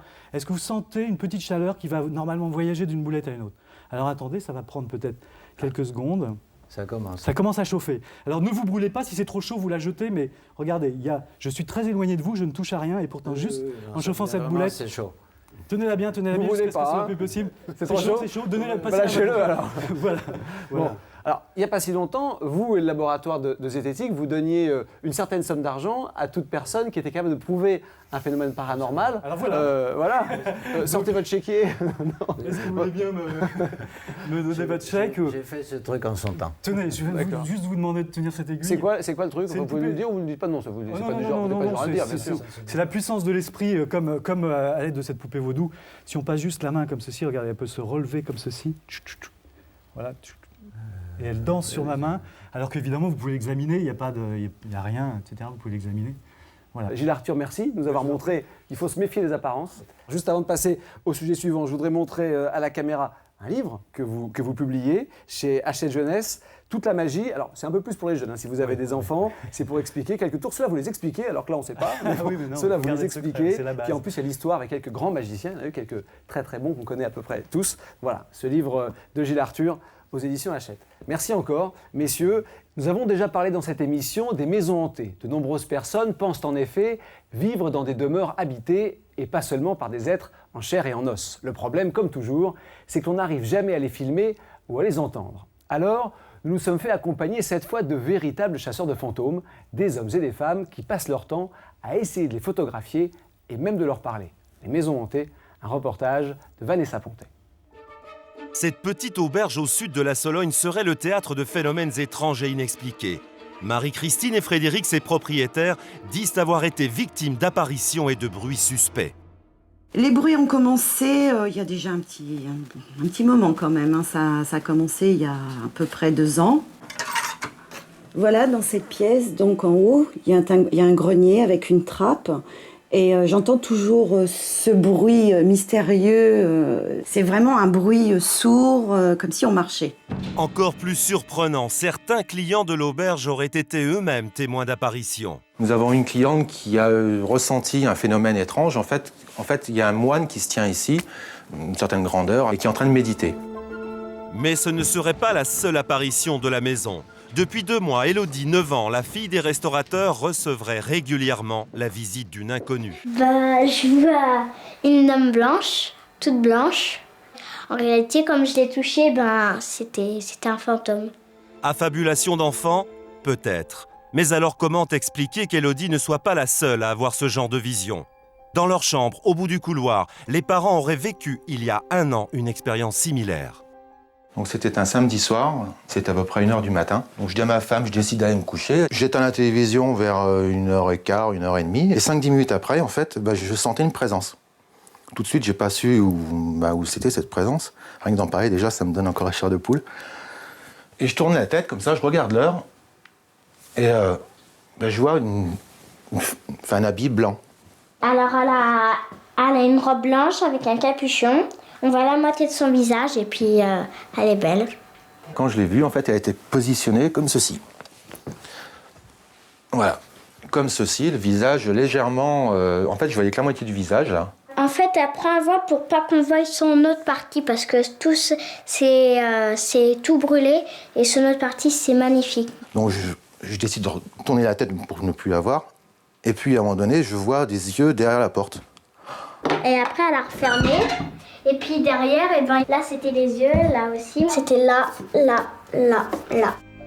Élodie prétend avoir échangé quelques mots avec l'apparition. Elle connaîtrait même la première lettre de son prénom. J'ai essayé de lui parler, je lui ai dit « Comment tu t'appelles ?» Elle m'a dit « Ah, mais il faut que je devine, mais j'ai pas trouvé. » Autre témoignage troublant, celui d'Anita, la tante d'Élodie. Il y a un an, elle est venue passer la nuit à l'auberge. Elle y aurait vu à son tour une mystérieuse apparition, mais cette fois dans un rêve. Dans mon rêve, j'ai vu quelqu'un à côté de moi, une femme. Quand je la voyais, elle avait un beau visage. Et quand elle s'est retournée sur moi, elle avait le visage tout brûlé. Et là, j'ai eu peur, alors je l'ai poussée. Je suis levée comme ça. Comme ça exactement, j'ai ouvert la fenêtre et elle m'a retenue. Elle est vraiment retenue, elle me faisait mal, même je lui disais tu me fais mal. Et j'avais vraiment peur de cette femme. Le lendemain, dans la salle de bain, des traces mystérieuses apparaissent sur les bras d'Anita. Quand je me suis essuyée avec la serviette, après je me suis j'ai enlevé la serviette, je fais oh, mais je suis marquée. Et j'avais des bleus, j'ai dit mais c'est moi qui a fait ça. Puis je me suis fait ça, mais non, les marques n'étaient pas comme ça. C'était par derrière, comme si quelqu'un m'avait retenue, comme dans mon rêve. Anita a-t-elle fait ses bleus elle-même? Elle assure que non, et qu'elle ne savait rien des apparitions avant de venir. Sinon, je serais jamais venue là. J'ai trop peur. Franchement, je serais jamais venue là. Non. Ces cas de maisons dites hantées attirent toujours beaucoup de passionnés du paranormal. Ayant appris l'histoire de l'auberge, ces 3 personnes ont décidé d'enquêter à leur manière. Monique, Jean-Jacques et Cédric se disent chercheurs en paranormal. Ils prétendent photographier des fantômes et ils y croient. À peine arrivés, ils expliquent aux restaurateurs les bases de leur savoir-faire. Soyez les bienvenus, merci. Si vous voulez entrer. Donc qu'est-ce que c'est ces taches, ce qu'on aperçoit sur ces photos-là? C'est des gouttes de pluie, c'est quoi? Ce sont des entités et elles se matérialisent sur l'appareil en boules d'énergie. Il y a des fois, ils sont 2, 3, c'est tout. Et puis des fois, comme vous voyez là, je sais pas, il y en a bien 700, 800, voilà. Alors il y en a qui vont dire c'est des gouttes de pluie, c'est des flocons de neige, c'est des poussières, c'est des taches. Président d'une association de sceptiques dans le domaine du paranormal, Paul-Éric Blanc-Rue est aussi spécialiste des maisons hantées. Sur 38 cas étudiés en 10 ans, il a su à chaque fois proposer des explications rationnelles. Nous lui avons demandé de réagir devant nos images. Alors là, manifestement, ce sont des gens donc, qui sont des photographes du surnaturel, mais qui devraient d'abord être des photographes tout court, des photographes du naturel. Parce que là, ce qu'on voit, ce ne sont pas des entités.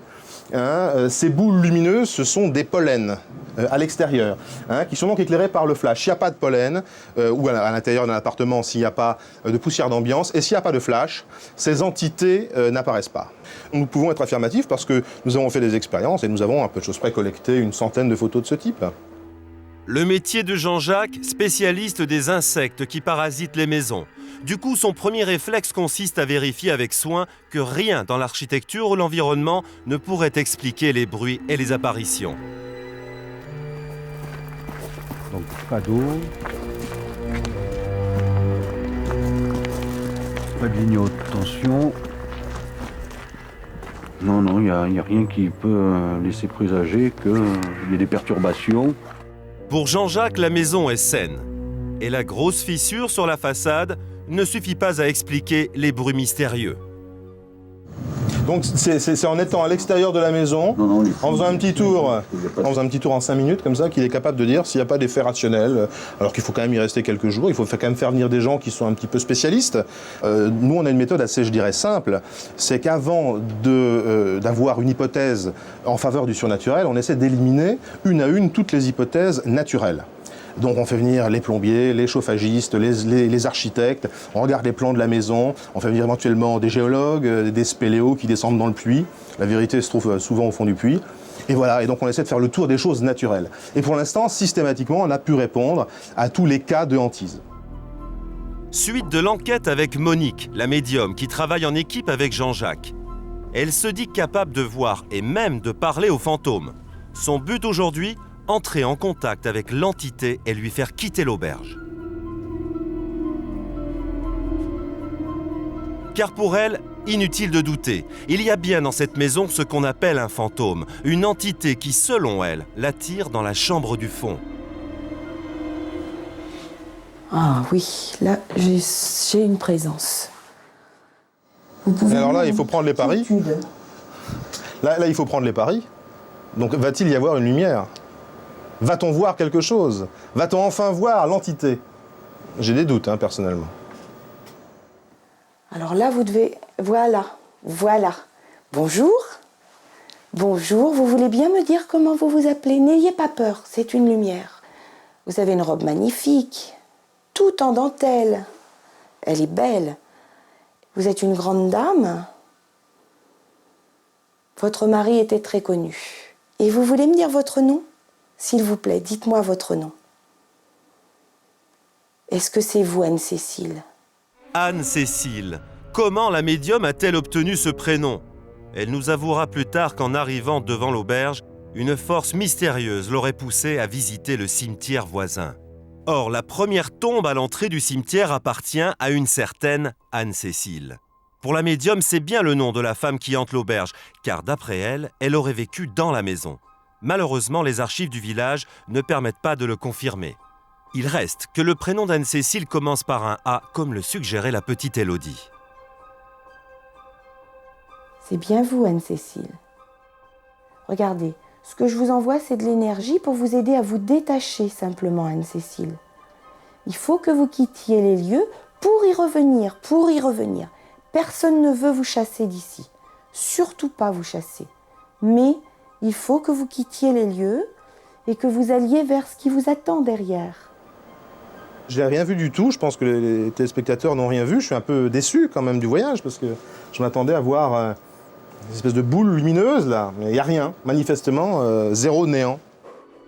Le contact de la médium avec l'entité se poursuit dans la chambre d'Élodie. Curieusement, Jean-Jacques qui se tient auprès d'elle ne prend aucune photo. Montez, je vous envoie tout ce que je peux, Anne-Cécile. Allez-y. Pendant que la médium envoie, comme elle dit, l'énergie nécessaire à Anne-Cécile pour quitter les lieux, Jean-Jacques tente de nous prouver sa présence grâce à un détecteur bien particulier. C'est un appareil qui me permet justement de mesurer toute variation des champs magnétiques et des champs électriques. Donc c'est vraiment au niveau des calculs, c'est très très bas.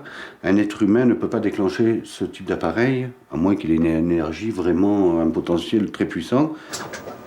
C'est totalement faux. C'est un appareil qui mesure le champ magnétique terrestre et il suffit de se balader à 1 mètre de l'appareil avec un tout petit aimant pour le faire hurler. Voilà, vous êtes arrivés.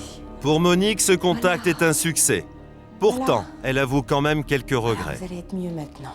J'ai un regret par rapport à cette journée, c'est que je suis persuadée qu'il n'y aura rien sur les caméras du fait de la lumière trop violente qui dérangeait Anne-Cécile durant le travail. Aucune preuve sur notre vidéo. Devant notre déception, les médiums nous proposent une nouvelle expérience. Il fait nuit et nous les suivons maintenant dans l'église du village pour essayer de photographier d'autres entités. Seulement cette fois, nous ne devrons pas utiliser le projecteur de notre caméra. Les images que vous allez voir sont celles que nous avons pu capter grâce au flash de leurs 3 appareils photo numériques. Dans le noir, la médium guide les photographes vers les entités qu'elle dit détecter. À ma main gauche, il y a du monde qui se déplace. Elle demande même aux esprits de se laisser prendre en photo. Allez, vous restez de façon qu'on ait le temps de vous prendre sur une photo. Mais cette fois encore, rien n'apparaît sur les bandes de notre caméra. Retour à l'auberge. Sur la télévision, Jean-Jacques projette les photos qu'il a prises dans l'église. 4 seulement lui semblent probantes. Sur ces 4 photos, on aperçoit effectivement des taches blanches que les médiums prétendent être des entités sous forme de boules d'énergie. Plus étonnant encore, cette photo où l'on distingue selon eux le visage d'une personne. Les propriétaires de l'auberge semblent convaincus. Vous voyez le visage qui se dessine à l'intérieur? Tout à fait. Bon, c'est vrai qu'à l'ordinateur, on va pouvoir extraire, faire un gros plan. Et puis ça correspond aux photos que vous nous avez montrées au début d'après-midi, là. Mais on voit quand même la forme, les yeux, comme monsieur... Parce qu'en fait, c'est réel, parce qu'elle est plus en bas maintenant, elle est en haut. À notre tour, nous grossissons cette photo pour voir un éventuel visage au milieu de la tache blanche. Si pour nous, le résultat n'est pas évident, Frédéric, lui, s'interroge. Bon, ça, les photos, on ne peut pas le nier. Mais bon, qu'Anne-Cécile, soi-disant, Anne-Cécile était là. Ça, je ne l'ai pas vu, je ne l'ai pas ressenti partir. Bon, je ne l'ai pas ressenti. Maintenant, c'est le temps qui nous dira si, effectivement, Parce que elle est nous, bien on l'a partie. pas ressenti. Et si on se sent mieux. Bien sûr, le témoignage du couple et de leur petite fille n'est pas à mettre en doute. Mais les éléments avancés comme preuve sont très largement insuffisants. Difficile, dans ces conditions, de croire que la présence de fantômes soit la seule explication possible. Paul-Éric Blanc-Rue, bonsoir. Bonsoir. Jean-Jacques Poirier, bonsoir. Bonsoir. Monique Séguier, bonsoir. On va commencer avec vous, Monique. Alors, en préambule, encore une fois, on ne remet pas du tout en cause la sincérité de cette famille qui, à l'évidence, est troublée par les bruits, par certaines visions. Mais sincèrement, mettez-vous à notre place lorsqu'on vous voit parler au mur. Dans le sujet, c'est l'impression que ça donne. Pour nous, c'est énorme. Bien sûr, je le comprends. Qu'est-ce que vous avez vu? Eh bien, j'ai vu une femme que j'avais déjà vue en arrivant à l'extérieur, qui m'a guidée, comme vous l'avez entendu, vers sa tombe. Et cette personne est morte d'une mort brutale. Mais vous la voyez réellement? C'est extrêmement clair? C'était une... Absolument. Joli visage, très joli visage. Mais moi, elle ne s'est pas laissée voir avec le côté tuméfié du visage. Et c'est pas troublant d'avoir la vue de... On vit avec, on est né comme ça, c'est un don avec lequel nous sommes arrivés au monde et nous gérons. Jean-Jacques Poirier, vous avez vu les explications de Paul-Éric ou l'analyse. Oui. Les photos, c'est du pollen, Oui. et l'appareil, un aimant suffit pour le faire bouger. Oui. Votre réflexion? Alors déjà au niveau des pollens, quand on voit sur les photos la grosseur de ces soi-disant pollens, on imagine la grosseur des abeilles. Non, on travaille quand même avec du matériel photo qui est relativement sophistiqué, de manière à voir justement les mouvements qui se produisent par rapport à chaque photo. Et donc vous excluez l'hypothèse de problèmes techniques ou de problèmes de développement ou de prismes de lumière ou que sais-je lorsqu'il y a de développement ou... Voilà, il faut savoir que sur à peu près, on va prendre un panel de 100 photos, on en élimine quand même 80, parce qu'il y a des fois, c'est douteux. Ceci dit, alors l'hiver, on nous a dit c'est des pollens. L'été, on nous a dit c'est de la neige. C'est vrai qu'il est reconnu qu'à Toulon, il neige souvent l'été. Des taches dans les appareils. Bon, on prend quand même soin du matériel. Alors comment vous expliquez que vous voyez des taches lorsqu'on essaie de trouver, alors que Monique voit des gens comme vous et moi, visiblement, vous voyez... Tout à fait. Or, est-ce que vous éventuellement vous révélez ces taches? Oui, parce que le temps de déclenchement de l'appareil photo, c'est vrai que l'appareil photo a un temps de déclenchement qui est relativement long. Dès le moment où elle me signale qu'il y a une entité qui est présente, le temps qu'on fasse la photo, il s'apparaît en tant que boule d'énergie. Paul-Éric Blanc-Rue, on vous a déjà vu dans le reportage, vous avez un avis tranché sur la question, mais c'est vrai qu'il a beaucoup d'expérience parce que très souvent, vous vous déplacez sur le terrain, vous essayez de comprendre et d'avoir des explications rationnelles. Votre analyse sur ce qu'on a vu? Non, mais je n'ai pas du tout un avis tranché sur la question. Au contraire, moi, je suis tout à fait ouvert. Voilà. Moi, je ne dis pas ça n'existe pas. Je n'affirme pas. Simplement, je remarque que vous affirmez. Donc, j'aimerais avoir des preuves un peu plus solides que ce qu'on a vu là. Parce que comprenez que ça nous paraît très subjectif. Et je pense qu'à beaucoup de gens, ça leur paraît très subjectif. C'est-à-dire que c'est un ressenti. Vous voyez des choses, mais nous, on ne les voit pas. Donc, évidemment, ça reste en vous. Ça reste le problème. Il faudrait que ça sorte l'éternel problème. On aimerait. Les photos, moi, évidemment, je maintiens ce que j'ai dit, bien sûr, parce que nous avons fait, nous aussi, des centaines d'expériences. D'ailleurs, j'ai donné à la production également une photo que nous avons faite avec des poussières, une chambre sans poussière, une chambre avec poussière. On voit ces petites entités lumineuses. Donc, il n'y a aucun doute là-dessus. N'importe quel photographe à qui on pose la question vous répondra la même chose que moi. Donc là, il n'y a aucun doute, si vous voulez, ce sont des pollens ou ce sont des poussières. Voilà, je ne parle pas de neige. Hein. Je ne parle pas de neige en été, hein, pas moi. Voilà. Moi, j'ai une question extrêmement naïve, Monique. Pourquoi vous ne demandez pas, puisque vous arrivez à communiquer avec ces entités, pourquoi vous ne demandez pas une bonne fois pour toutes à une d'entre elles de se manifester à quelqu'un, à l'un d'entre nous? Mais elles ont un déplacement entre 400 et 500 km/h. Si vous voulez, c'est pour nous une vitesse lumière. Ah oui, très vite. On attend que quelqu'un sur Terre nous apporte le matériel très adéquat qui puisse enfin permettre de matérialiser ce que je vois réellement. Docteur, vous, regard du médecin, lorsque vous voyez ça vous inspire quoi? Dans le paranormal, tout sujet qui observe le paranormal devient au bout d'un moment acteur du paranormal. Il existe en médecine quelque chose que nous appelons les hallucinations hypnagogiques. C'est-à-dire qu'au moment du sommeil, on peut dans un domaine qui appartient au rêve, voir des choses extrêmement précises, formalisées, et tout le monde connaît ça avec certains somnifères quand on prend l'avion par exemple, ou bien nous avons découvert ça aussi chez certaines personnes qui avaient des expériences de mort imminente, où effectivement ce grand tunnel avec une lumière blanche au bout, tout ça, ça peut être des hallucinations hypnagogiques. D'accord, donc éventuellement un rêve presque conscient, mais comment vous expliquez dans ces cas que toute la famille ait eu quelque chose qui s'en rapproche? Là, ça part de la subjectivité du groupe. Je veux dire, il y a une croyance, il y a une adhésion, on peut très bien adhérer à quelque chose qui se passe en commun. On sait que des gens qui ont eu des traumatismes importants dans leur vie peuvent à un moment donné avoir une fonction réparatrice du fantôme. Je veux dire, le fantôme a une fonction réparatrice. La thérapie par le fantôme? Pourquoi pas? D'accord. Pour conclure, Monique, vous n'avez jamais douté de ce que vous avez vu? Il se trouve que dans ce que nous avons, la démarche que nous avons faite en Sologne, il y a un petit enfant de 3 ans qui est tout à fait hors sujet et qui a été perturbé depuis sa naissance dans son sommeil. Depuis, il dort très bien. Voilà, tout va bien. Ah, ça, je peux vous l'assurer. Nous avons eu des nouvelles il y a 48 heures de ce fait. Tout le monde sait quand même dans cette période entre 3 ans et 6 ans combien les terreurs nocturnes font partie quand même de l'évolution normale d'un enfant. On peut aussi savoir qu'un enfant va ressentir une angoisse familiale, un questionnement familial. Non, là, non, madame. Non, je suis pas d'accord. Du jour au lendemain ? Non. Du jour au lendemain, bien sûr, du jour au lendemain. Si la famille est apaisée parce que vous êtes passé, il est tout à fait possible que l'enfant dorme bien. Je me lève complètement contre cette interprétation qui est quand même un peu linéaire. Paul-Éric Blanc-Rue, est-ce que dans toutes les analyses que vous avez essayé de faire, est-ce que vous avez été troublé quand même une fois? Est-ce qu'il y a un moment où vous avez séché et vous n'avez pas trouvé la solution, ou à chaque fois votre approche rationnelle a marché? Dès qu'on a pu rester sur place un peu, je veux dire quelques jours, en général on l'a trouvé. Quand je dis en général, c'est que parfois il n'y a rien. Et la plupart du temps, quand on arrive sur place, on ne voit rien.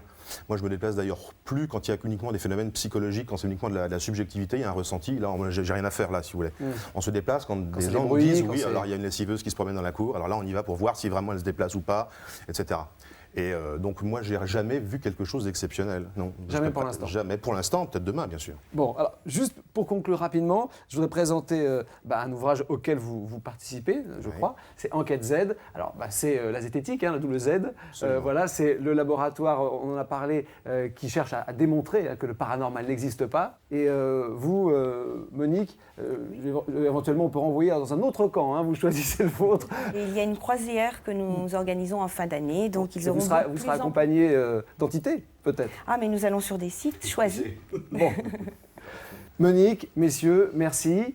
Dans Normal Paranormal, nous essayons à chaque fois de donner la parole à ceux qui croient aux phénomènes étranges, comme à ceux qui n'y croient pas, dans le respect de tous. En revanche, nous voulons lutter contre tous les abus dans ce domaine, et ils sont hélas très nombreux, et cela peut d'ailleurs prendre des proportions dramatiques lorsque la santé des victimes est en jeu. Les charlatans du paranormal, un reportage de Sylvie Matera. À la suite d'un accident de voiture, Lionel confie un jour ses problèmes de santé à des guérisseurs. Sans le savoir, il met le doigt dans un engrenage infernal et sa vie bascule. On était heureux, on était une famille tranquille, calme, et nous étions loin d'imaginer ce qui allait nous arriver et jusqu'où ça allait nous entraîner. Après leur accident, Lionel et sa femme consultent des thérapeutes censés soigner leurs problèmes de dos et de vertèbres. Des guérisseurs qui prétendent posséder des dons paranormaux. Sa femme et lui dépensent alors beaucoup d'argent et le couple finit par éclater. Au début, les choses paraissent pourtant anodines. La thérapeute censée les guérir leur propose des séances d'hyperventilation. Mais la thérapie devient progressivement de plus en plus étrange. Alors on respire très fort, on est allongé, il y a une petite musique zen.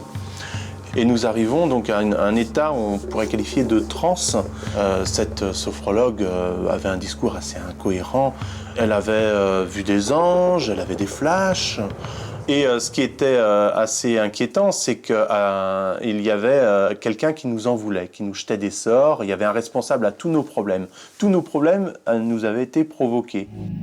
Elle leur conseille ensuite de consulter un homme aux techniques tout aussi étranges. Lionel, électronicien de formation, a refabriqué pour nous les appareils utilisés par le charlatan. Cet objet était censé détecter les ondes maléfiques autour de la maison.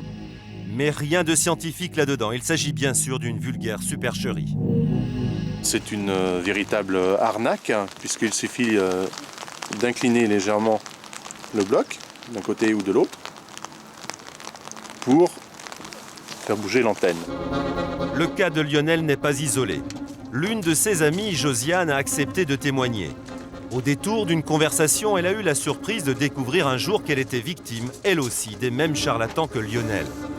J'ai eu un cancer avec récidive, donc je me suis trouvée déprimée. On m'avait conseillé d'aller voir une ostéopathe qui, elle, m'a conseillé une sophrologue. Et ensuite, la sophrologue, me voyant toujours déprimée, m'a dit que j'étais envoûtée. Autour de cette table sont réunis les divers ustensiles qui devaient les guérir. Là encore, les plus élaborés ont été reconstitués par Lionel.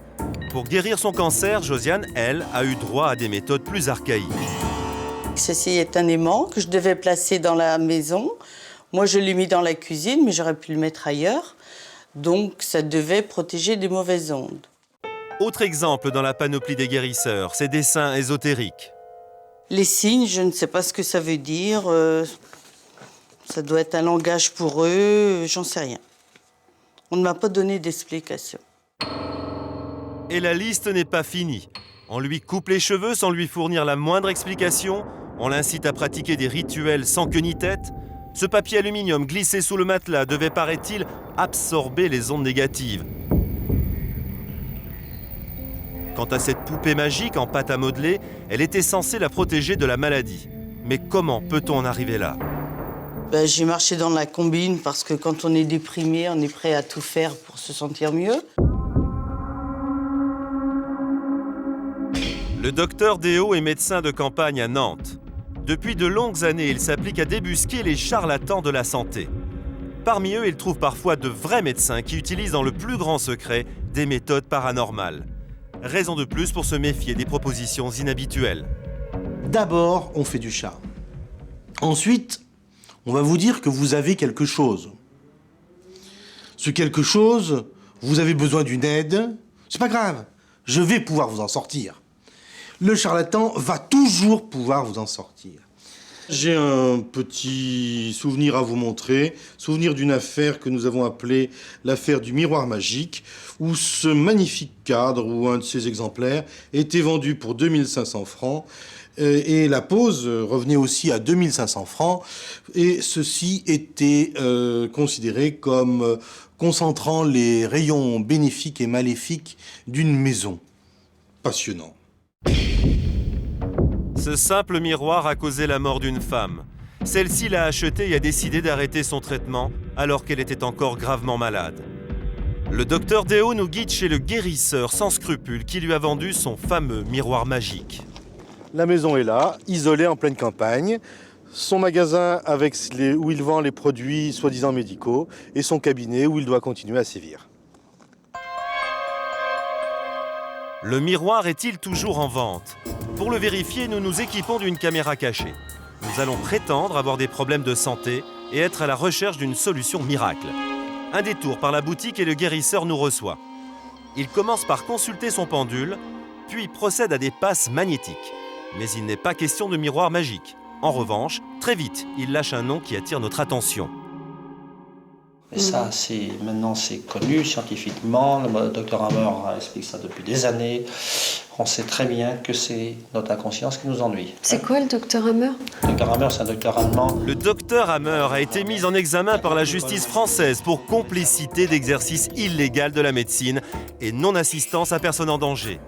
Il prétend guérir le cancer sans intervention médicale et développe des théories fumeuses sur le pouvoir de l'esprit. Nous n'avons pas vu le miroir magique, parce que le guérisseur, après avoir été inquiété par la justice, est devenu plus méfiant. Mais il n'est pas si difficile de reconnaître les charlatans.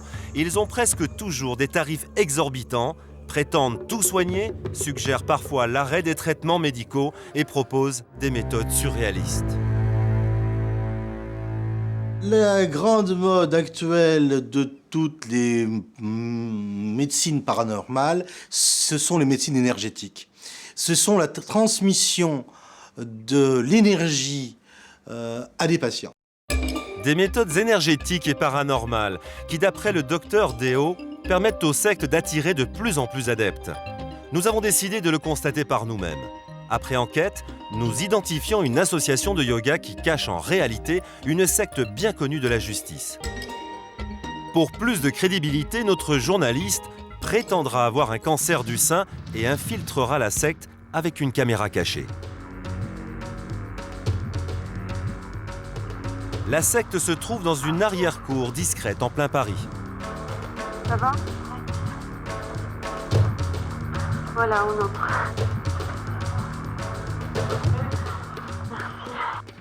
Moi, en fait, le fait que j'ai un cancer, je m'y attendais pas du tout. Hein, donc, c'est une grande surprise.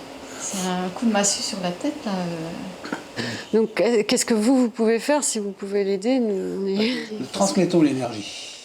L'énergie, le mot magique très à la mode, tant décrié par le docteur Déo. C'est l'affaire de la personne. Notre enseignant nous a dit, là, au dernier cours que nous avons fait, nous avons aidé 30 millions de personnes à travers le monde. Des personnes qui étaient gravement malades, des sidéens qui même étaient à l'agonie et qui, après les transferts d'énergie, ont pu reprendre le travail. On a vu aussi des cas s'aggraver en apparence. Mais comme c'est des cas de cancer parfois qui sont assez durs, il faut que le corps l'expulse. Alors des fois, nous avons l'impression que c'est plus grave. Mais en réalité, comme le corps l'expulse, ça va plus vite. Et après, le corps guérit, et guérit définitivement. C'est-à-dire que c'est pas parce que ça empire que c'est grave? Non. Autrement dit, ici on vous incite à arrêter les traitements médicaux classiques et à faire entièrement confiance aux méthodes paranormales de la secte. On imagine les conséquences. Pendant l'entretien, l'homme nous montre le portrait de son maître, le gourou de la secte. Il s'appelle Maître Dang et c'est un ancien sergent de l'armée vietnamienne. Il vit entre l'Australie et les États-Unis et il officie dans le monde entier par le biais de vidéoconférences. Vers la fin de l'entretien, l'homme nous propose une séance de guérison. Voici sa durée réelle, 5 secondes. Là, ça y est, c'est fini. Là, c'est pas long, hein. Comment ça, c'est fini? Bah oui, à notre niveau à nous, ça dure 5 secondes maximum. Une véritable arnaque. Mais l'adepte fait comme si de rien n'était. Certes, la séance ne nous a rien coûté. Mais attention, c'est justement là que se trouve le piège. Car bientôt, au lieu d'une séance de magnétisme toute simple, on vous proposera une guérison miraculeuse et définitive. Pour ceux qui sont malades, un rêve impossible qui risque de coûter très cher.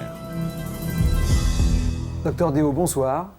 Merci d'être avec nous ce soir. Lionel Gauguin, bonsoir. Bonsoir. Alors, c'est vrai que ce qui empoisonne souvent les relations entre ceux qui croient aux phénomènes paranormaux et ceux qui n'y croient pas, c'est de l'escroquerie caractérisée, où là forcément on ne devient plus d'accord, surtout lorsque ça touche bien sûr à l'argent, et beaucoup plus grave, lorsque des escroqueries touchent à la santé. Alors vous, Lionel Gauguin, à partir de quel moment vous vous êtes dit oh, attention, là c'est pas très clair ce qui se passe?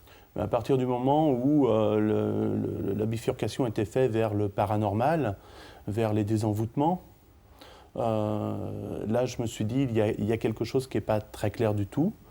Bon, j'avais recommandé donc à ma femme de plus y aller et le mal était déjà fait puisqu'elle était déjà embrigadée dans ce mouvement. Et vous comprenez que certaines personnes puissent partir et continuer dans cette direction-là oui. Parce que c'est très bien fait, la manière dont on les entraîne? Oui, bien sûr. Ouais. On a affaire en face à de très bons manipulateurs, des professionnels. Ils créent une inquiétude chez les gens, ils proposent un réconfort, une protection. Est-ce qu'on a essayé de vous soutirer beaucoup d'argent ou c'était plutôt des petites sommes et donc ça n'éveillait pas votre méfiance? Tout à fait. Donc il y a eu des petites sommes de 250 francs à l'époque, successives. C'est le même tarif que les consultations chez un psychologue. Donc on se dit, bon, on n'est pas très inquiet, quoi. Alors docteur, il y a des gens qui continuent et avancent et se font objectivement abuser. Si on peut reprendre ce qu'il a dit, il y a eu au départ une séduction, où au départ d'ailleurs on peut ne pas faire payer. On peut dire que c'est gentil, on va séduire. Ensuite il y a eu une destruction, on en a parlé, où on va couper du reste de la famille, on va couper des thérapeutiques classiques, et ensuite il y a la reconstruction qui ne peut se faire qu'avec le faux thérapeute. Nous avons la même technique que dans les démarches sectaires. Des démarches qui vont vers la destruction des personnes qui sont dans les mains de ces pratiquants de l'irrationnel. Là, on parle de la santé. Alors, comment on arrive à obtenir ça des gens? C'est la phase de destruction. La phase de destruction va vous séparer de votre famille, va vous séparer de votre métier, va vous séparer des thérapeutiques classiques. il n'y a pas d'hommes forts et d'hommes faibles. Il n'y a pas de fortes personnalités et des faibles personnalités. Les personnes se font avoir même avec des personnalités dites fortes. Et personnellement, dans ce genre de choses, pendant des années, je n'ai eu que des morts derrière moi. Comment vous réussissez à essayer de rattraper les gens ou de leur faire comprendre qu'il faut vraiment reprendre le traitement médical et malgré tout faire confiance à une médecine? La première règle, si vous avez une personne de votre entourage, si vous avez une personne qui tombe dans l'irrationnel, c'est surtout de ne pas couper le fil. Vous êtes en face d'un don Juan de la médecine. Si votre femme tombe dans les mains d'un don Juan, si vous vous opposez, vous allez renforcer l'attirance par le don Juan. Par contre, essayez de mettre le doigt sur les petites failles, là où ça fait mal, là où... Tu crois que ça marche de te tremper les fesses dans l'eau froide pour soigner ton cancer du sein? Vigilance donc, hein. Merci messieurs, je crois que votre expérience, vos analyses nous permettent un petit peu mieux cerner, d'éviter de se faire abuser, toujours garder le contrôle, toujours poser des questions, toujours revendiquer son droit à l'information. Voilà, son droit à l'information. Je crois que c'est une bonne conclusion. Conclusion plus générale, Dr Gossaret, sur ce qu'on a vu dans cette émission. On a vu des choses étranges qui, nous, en tous les cas, nous avaient troublés. Vous restiez serein. Votre analyse sur tout ça? Si toutes ces médecines ésotériques existent aujourd'hui, c'est parce qu'on a détruit le sacré et qu'à un moment donné, on est arrivé aux limites de la science et que la science ne peut pas tout expliquer. Mais l'homme, il a besoin de croire. Alors donc, il s'est réfugié dans l'ésotérisme, il s'est réfugié dans le paranormal. Je veux dire, tous les écrits aujourd'hui portent là-dessus sur la montée de l'irrationnel parce qu'on a détruit le sacré et un certain nombre d'institutions. Maintenant, que l'on croit aux médiums, que l'on croit à des médecines paranormales, je redirai ce que j'ai dit tout à l'heure. Si ça crée des dépendances, et malheureusement cela crée des dépendances... Complètement absorbé par ça, ça devient dangereux. Voilà, là, je crois qu'il faut vite intervenir parce qu'on va avoir un envahissement du psychisme comme dans les médecines paranormales, sectaires et autres. Un message reçu. Messieurs, merci. Cette émission est maintenant terminée. Si vous êtes intéressés par les phénomènes paranormaux, il y a, si vous avez les câbles et le satellite, il y a une autre émission qui commence juste après celle-ci sur une chaîne réservée aux adolescents. Vous allez la retrouver très très facilement. Il y a également des voyants et des rationnels invités. Si vous voulez zapper, vous allez très facilement la retrouver. Juste avant de conclure, je voudrais remercier les équipes techniques d'M6 qui nous ont aidés à faire cette émission, les équipes de GLR Productions et puis Héloïse Beauvais et Eudes Meria qui la préparent. Merci encore, on se retrouve très très bientôt pour une nouvelle émission de Normal Paranormal sur M6.